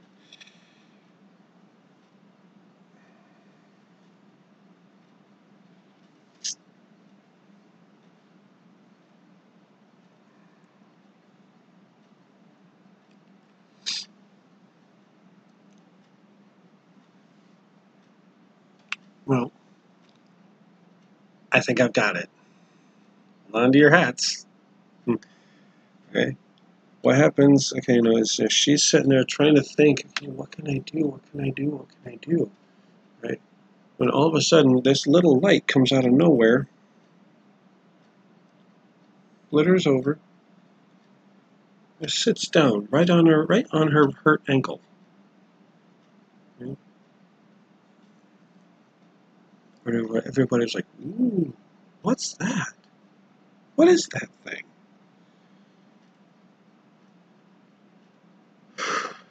All of a sudden, you know, its light begins to glow brighter and brighter and brighter, and suddenly Nina feels throughout her whole ankle a warming sensation. You know? Almost like her foot and ankle are being hugged by a warm light.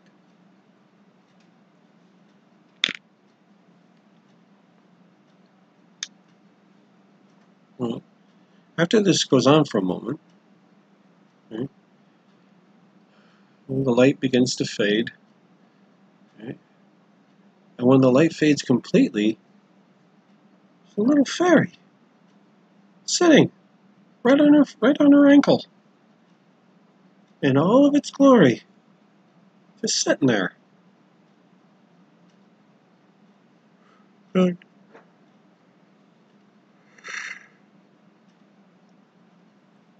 Excuse me, 11, I think. As Jordan looks over at the fairy and he says, "Where did you come from? Is there a kingdom around here? Is there a fairy kingdom around here?" Yeah, as hatchlings, they're taught about fairies and such. Anyways,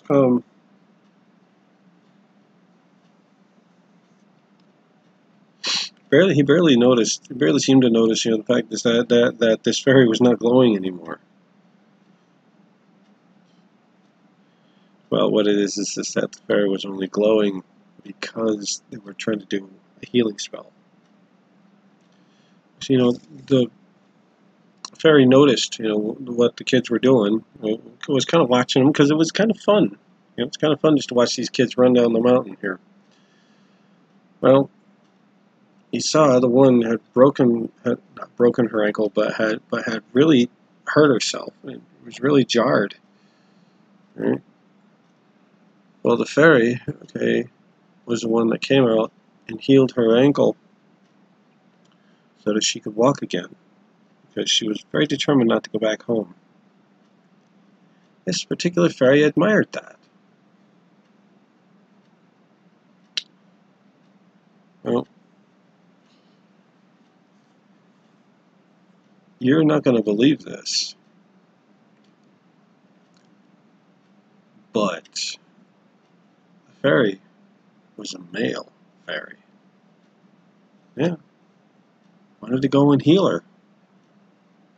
Well, see, this particular fairy is a big, shall we say, a big fan of humans. You know, not humans. Where am I? I'm sorry. Please forgive me, but a big fan of dragons. Right? And so,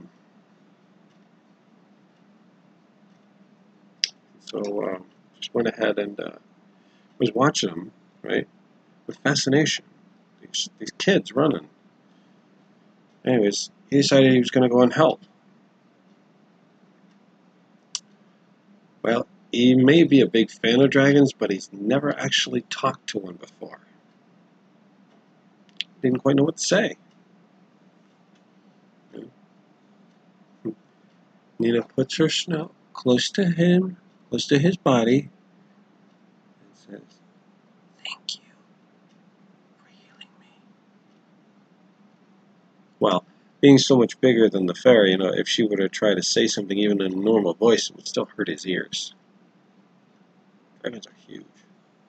You know, I know you people have seen fleas, right, on skin.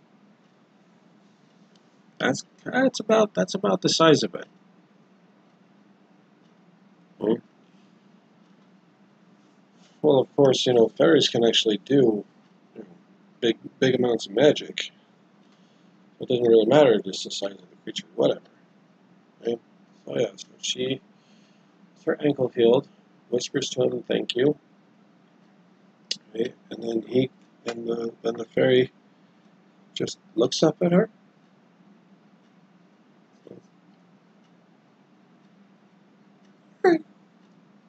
You, you're welcome. Excuse me. You're welcome.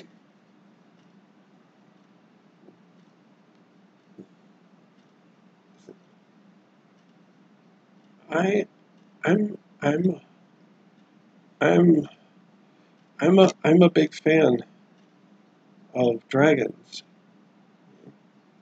And they're all looking at him like, "Oh."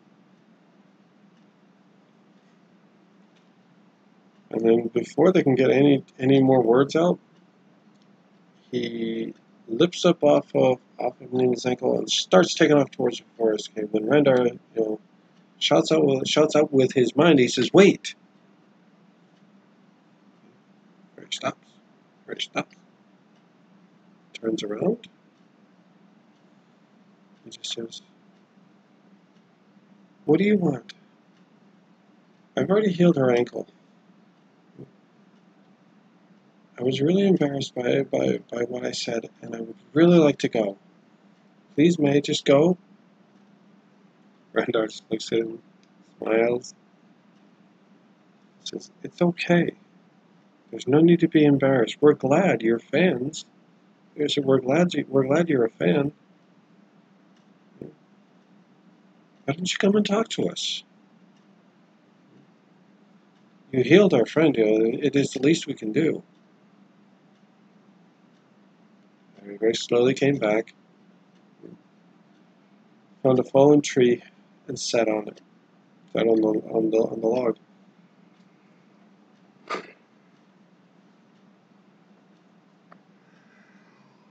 Excuse me. Well, all the kids sat down around him. Well, not around him. That would have made him way more nervous, I'm sure. But they sat in a small group off to the side of him. So they were like, "Well, where did you come from? Where do you come from?" Fairy points to a place just behind him, about a good 5 feet from him, where there is a stump of a tree. Right? kind of tallish, pointed, jagged points on the top of the stump, because the tree had fallen over, but this particular stump had become the entrance to their particular kingdom. Well, he just happened to be out there, not on patrol necessarily, but basically that's what it was. He was trying to look out for danger.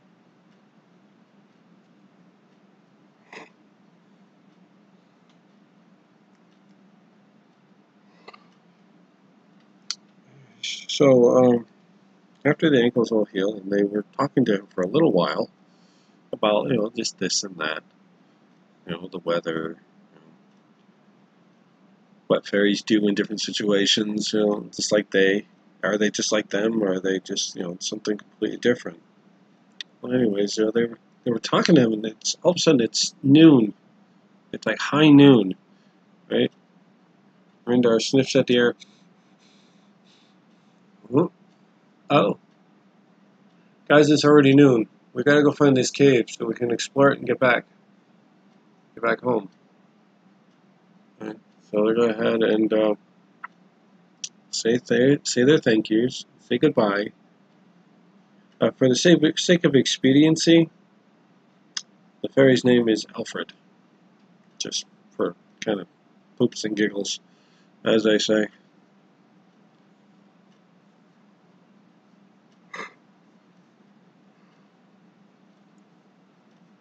Excuse me, goodness. So yeah. So they were just about to continue on, right? When Alfred said, "Can I ask you a big favor?" Nina looks at him and says, "Sure. You healed me. I owe you." He says, "May I come with you? I haven't really traveled beyond the borders of the kingdom before, but I really want to see, what happens. I really want to see where you guys go, what you do." Rendar thinks about this. Says, "How does your leader feel about you leaving?" He says, "Well, she definitely encourages us to explore whenever we can." Yeah. So Rendar, she's thinking. He says, "Go and seek permission. If your queen says you can go, we will be happy to have you along." So Alfred shoots off into the distance, and comes back just a few moments later, dragging his queen behind him as they're flying through the air and such. And so he says, "This is the queen. She. I tried to explain the situation to her, but she didn't understand. And she said that while dragons do exist, they didn't think that any lived in the area." So they look down at her. And this is Rendar, the diplomat, if you will. He bows to her, says, "Your Majesty, thank you for being here.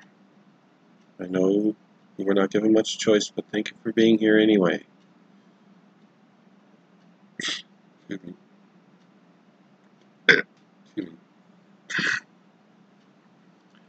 So she says, "What are you doing around here?"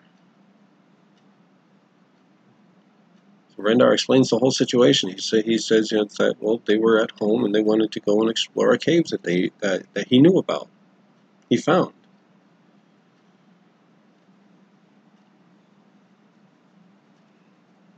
So she says, excuse me, 12. This area is fraught with danger. Loose rocks, avalanches,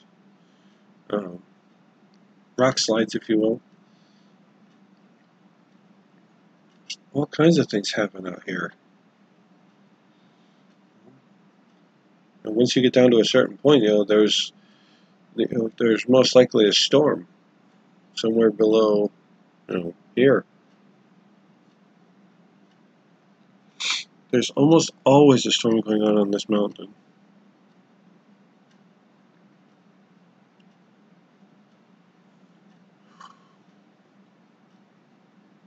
So, I'm sorry, I'm getting really, really tired here.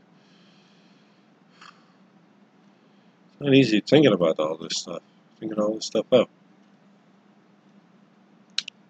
Anyways, go ahead, and she gives her permission for Alfred to join them. And tells him, mind you, okay, help keep them out of trouble. Oh, young Randar. They've been talking for a little while. Young Randar, why didn't you guys use your magic? Or you guys could have flown the whole way. Randar looks at her and he says, I wanted to challenge myself and my friends to get over this mountain with no magic and no flying. She looks at him and says, that's very brave. Very brave of all of you. It's also foolish. I will keep everything away as best as I can, and Alfred will go with you for the rest of the way.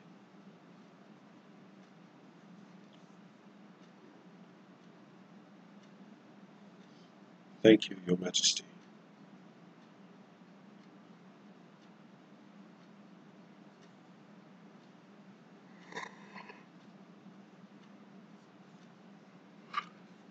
So, and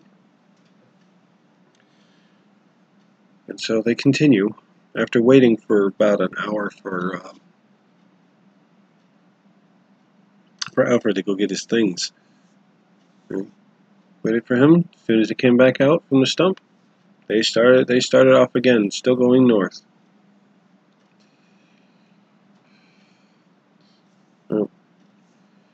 You get to about the halfway point down the mountain.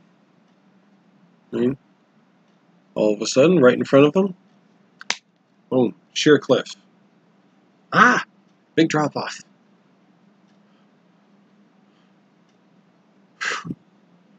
Oh boy. So glad they stopped. That could have been bad. Especially considering their no flying rule. How were they going to save themselves? That kind of thing. Well, thankfully they had stopped. And so what they did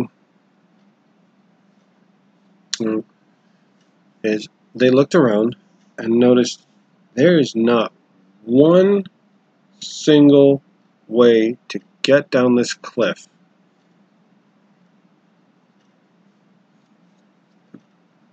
We can't do it without flying.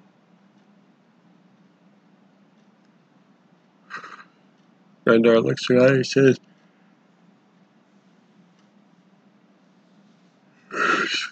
there is a way. I've done it myself. But I can't tell you what it is, otherwise, you won't feel like you really accomplished something. So they're all looking around, right? All of a sudden, they see this tree that's kind of sticking out from the side of the cliff. Like it grew right from the side of the cliff. Straight out, not up. Not even out, then up. No, just out.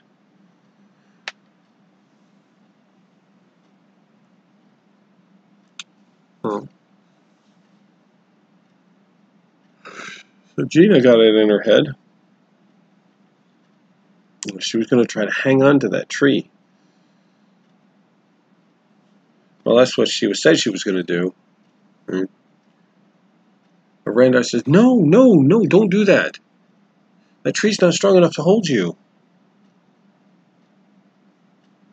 She looks over at him and says, well, what am I supposed to do? What are we supposed to do? You said we can't fly, so what are we going to do now?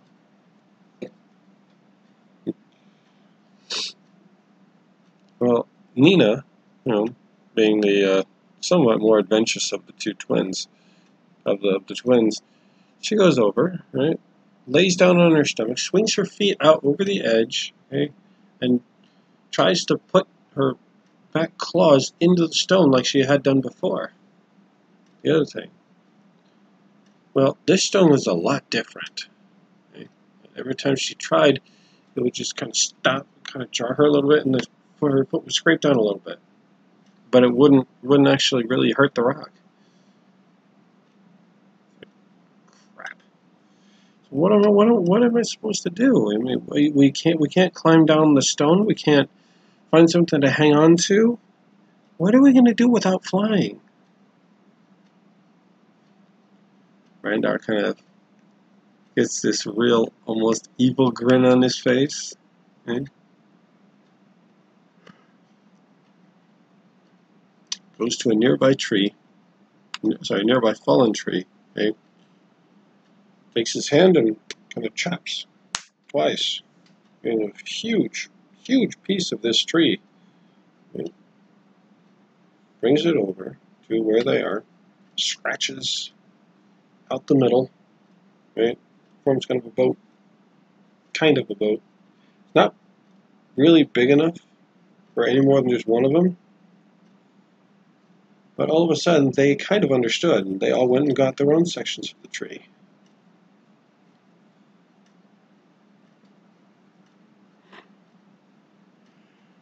Alright. Excuse me. 13. How exactly are we going to get down? Are we supposed to just ride down the straight edge of the cliff? Nope.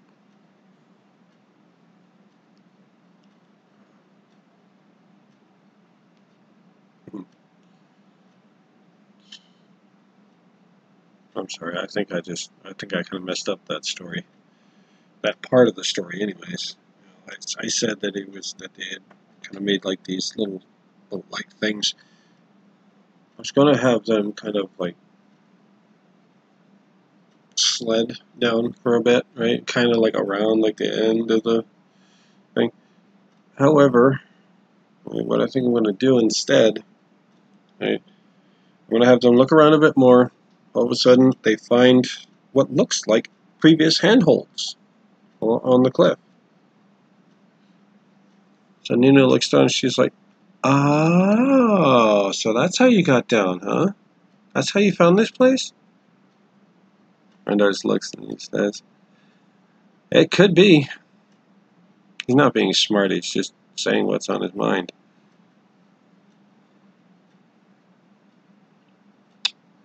So they actually start climbing their way down. Right?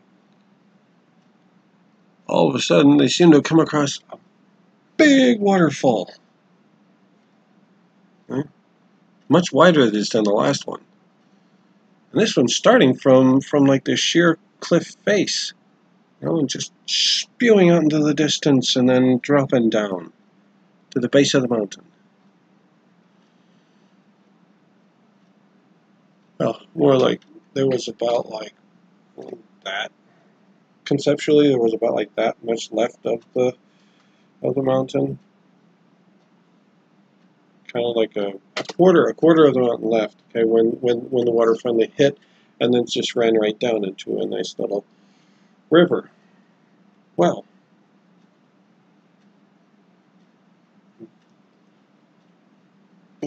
Jordan looked over and he says, wow, this place has got a lot of waterfalls, huh? Randar just kind of smiles at him and says, yep. It says, well, Jordan looks up at Randar and he says, hey Randar, there's no more footholds.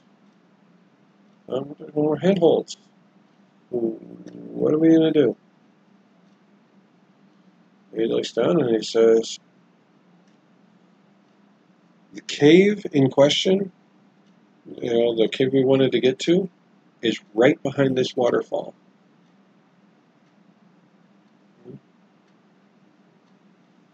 Look behind the water, and you'll see what I mean.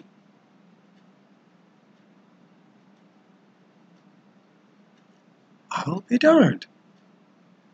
There's an indentation back here. It could be a cave. So he kind of he's about to start edging his way. Okay. Oh, sorry. He was kind of moving over just to see if he could maybe jump that whole distance. When he looked at the rock face and noticed, oh, there's still more handholds and footholds. So he climbs his way over, and Jordan is the first one of their group today that's inside that cave. Shortly thereafter, our intrepid heroes, actually joined our first hero in the cave.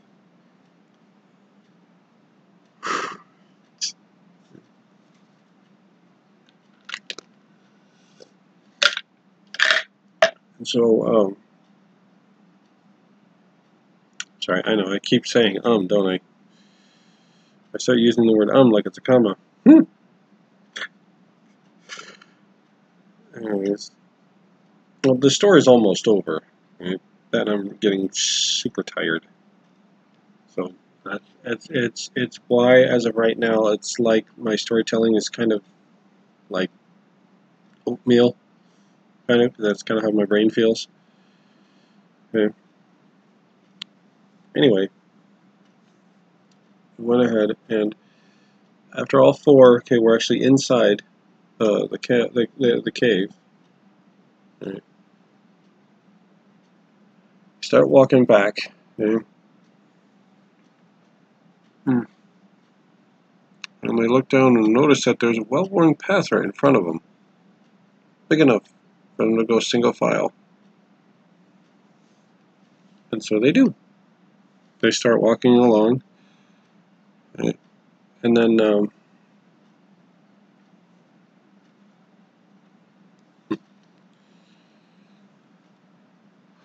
actually, I think that the danger is more or less over, because they're just going to be in the cavern for a while. They're just going to explore for a bit, right? Explore some of the tunnels and whatnot, and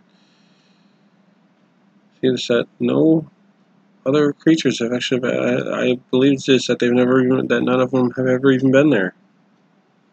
Huh. So they're just about to leave, right? When Nina and Gina get an idea, right, to take a stone from this cavern as proof that they were there. Right? Well, being with both of them having white scales, right, they picked up a white rock. Right? Each actually found an almost identical pair in amongst all the other stones. So they broke it apart to two pieces. Right? Each took one. That was their souvenir from there. Well, Jordan, being a green dragon, looked around, right, and noticed a little plant growing right out of the ground. Well, the ground was not entirely solid. Some patches looked like it had sand in it, or at least some decent soil. Some, oh hey.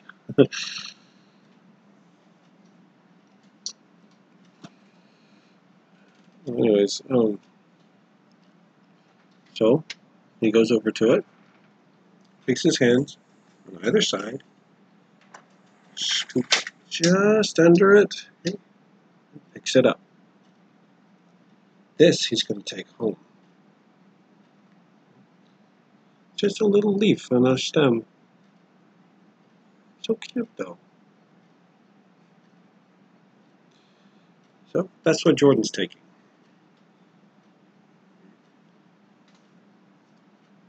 Randar, right, is the kind of dragon that has what you call iridescent scales. They're all colors all at once. It's kind of hard to think of something that could kind of fit his supposed color, his scale color personality kind of thing. But since they're here and they can use magic again,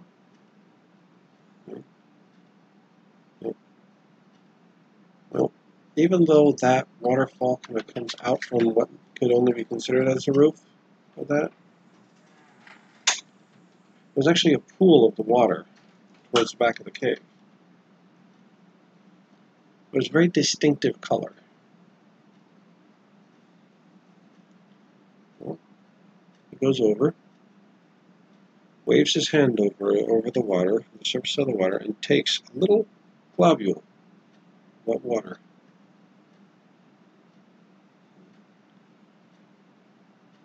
And he makes it follow him, if you will, kind of like a little lost puppy sort of thing.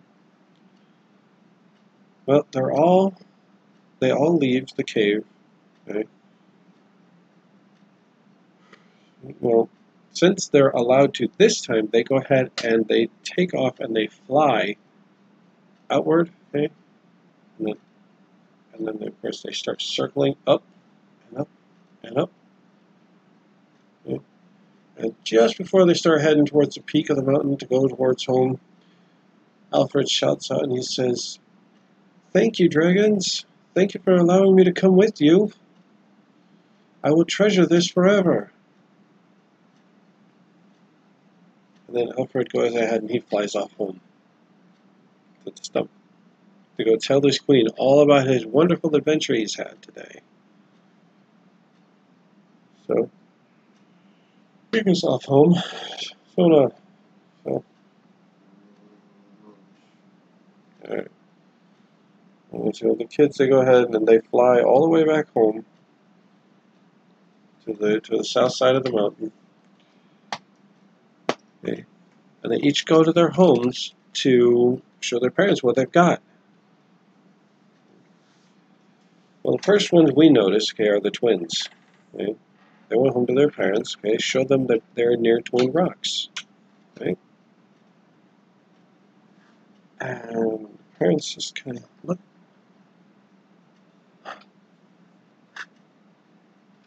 "Girls, do you know what you have right there?" Like, "Well, yeah, we got some pretty white rocks." "Girls, those are quartz crystals.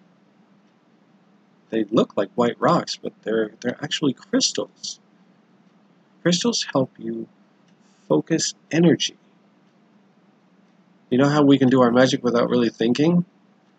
Well, those will actually help you to do a little bit better and a little bit more powerful." So they're thinking, "Oh, wow. So what can we do? How do we do that?" Their mother and father kind of look at each other and say, "We'll teach you when you're older." The girls kind of look a little disappointed.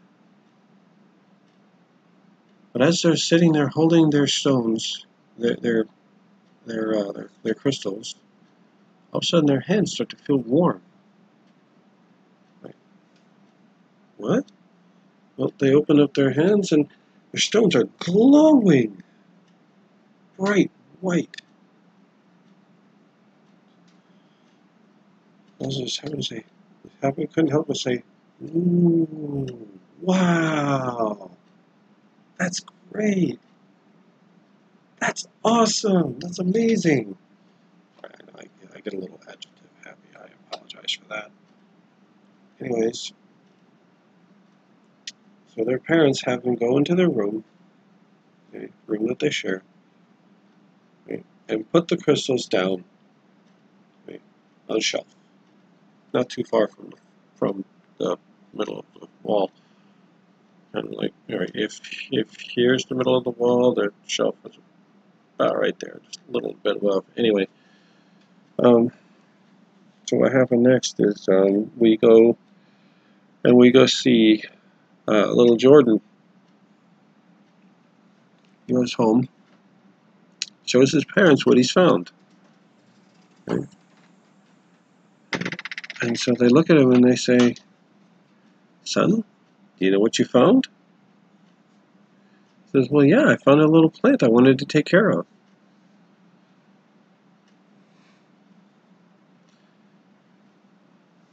"Son, that is the beginning of a tree. And not just any tree. This one is going to be a mountain ash tree." Well, I'm just telling you all this for like the sake of giving you something to either research or to think about. It's an ash tree. Okay? Ash tree, not ashtray. Maha.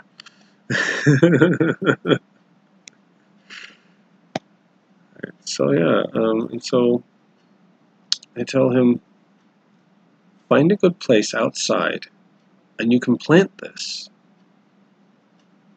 Okay? It'll take a long time for it to grow, but it will grow. So Jordan was like, "All right, that's exactly what I'm going to do."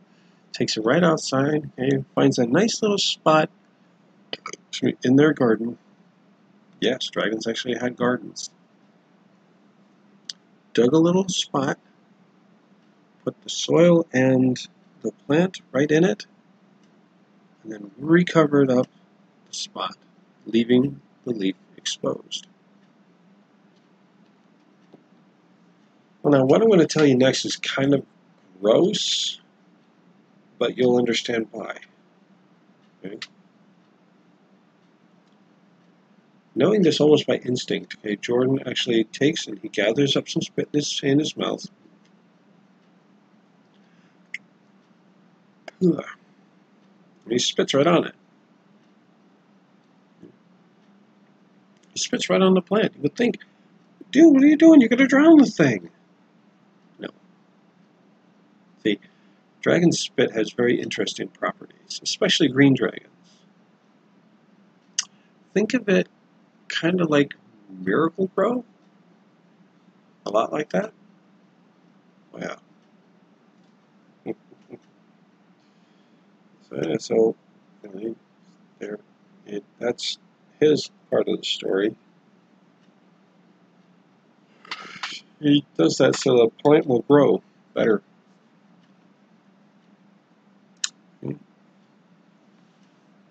And so now we go to Randar, right? He goes home to show his parents what he brought home.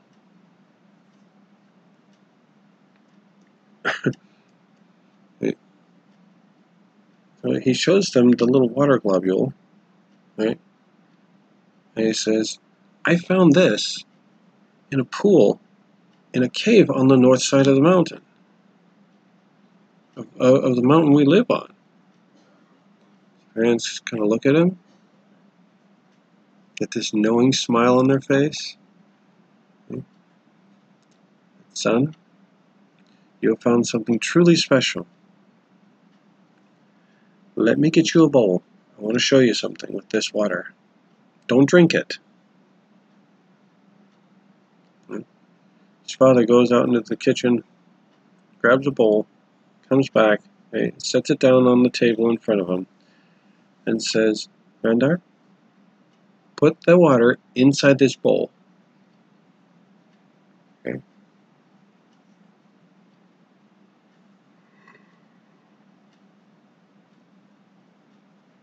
So he did. His father says, "Son,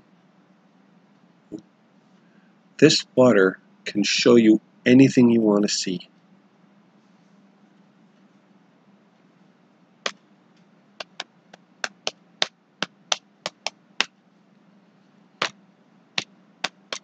Right? And don't worry, whatever you want to see cannot see you. Right? It's more like a one-way mirror kind of thing. Anyways. And so just said to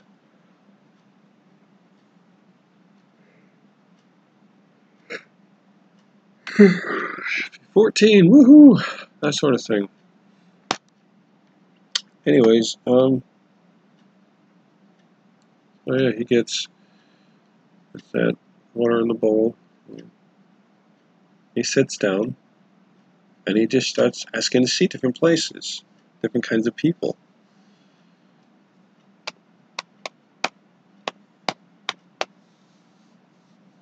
Sorry about all the fidgeting here, but I'm trying to keep myself awake while I'm telling the rest of the story here. It's almost over. Don't worry, folks, it's almost over. Well, anyways, yeah, he does that, and then we kind of like pull away from him, camera like pulling out, wide shot, that sort of thing. Okay. And that, my dear friends, is the end of that small adventure of young Randar and his friends. Okay. I really do hope that you have enjoyed this story. Okay. I am going to go ahead and end it now tonight because it is already after 1 o'clock in the morning, and I am super tired. Okay. I really want to thank you all for attending my story, okay, for listening to me, and hopefully bearing with me throughout all of my distractions. Okay. Thank you all so much for being here. And, you all have a very special place in my heart. Okay. Thank you, everybody, and good night.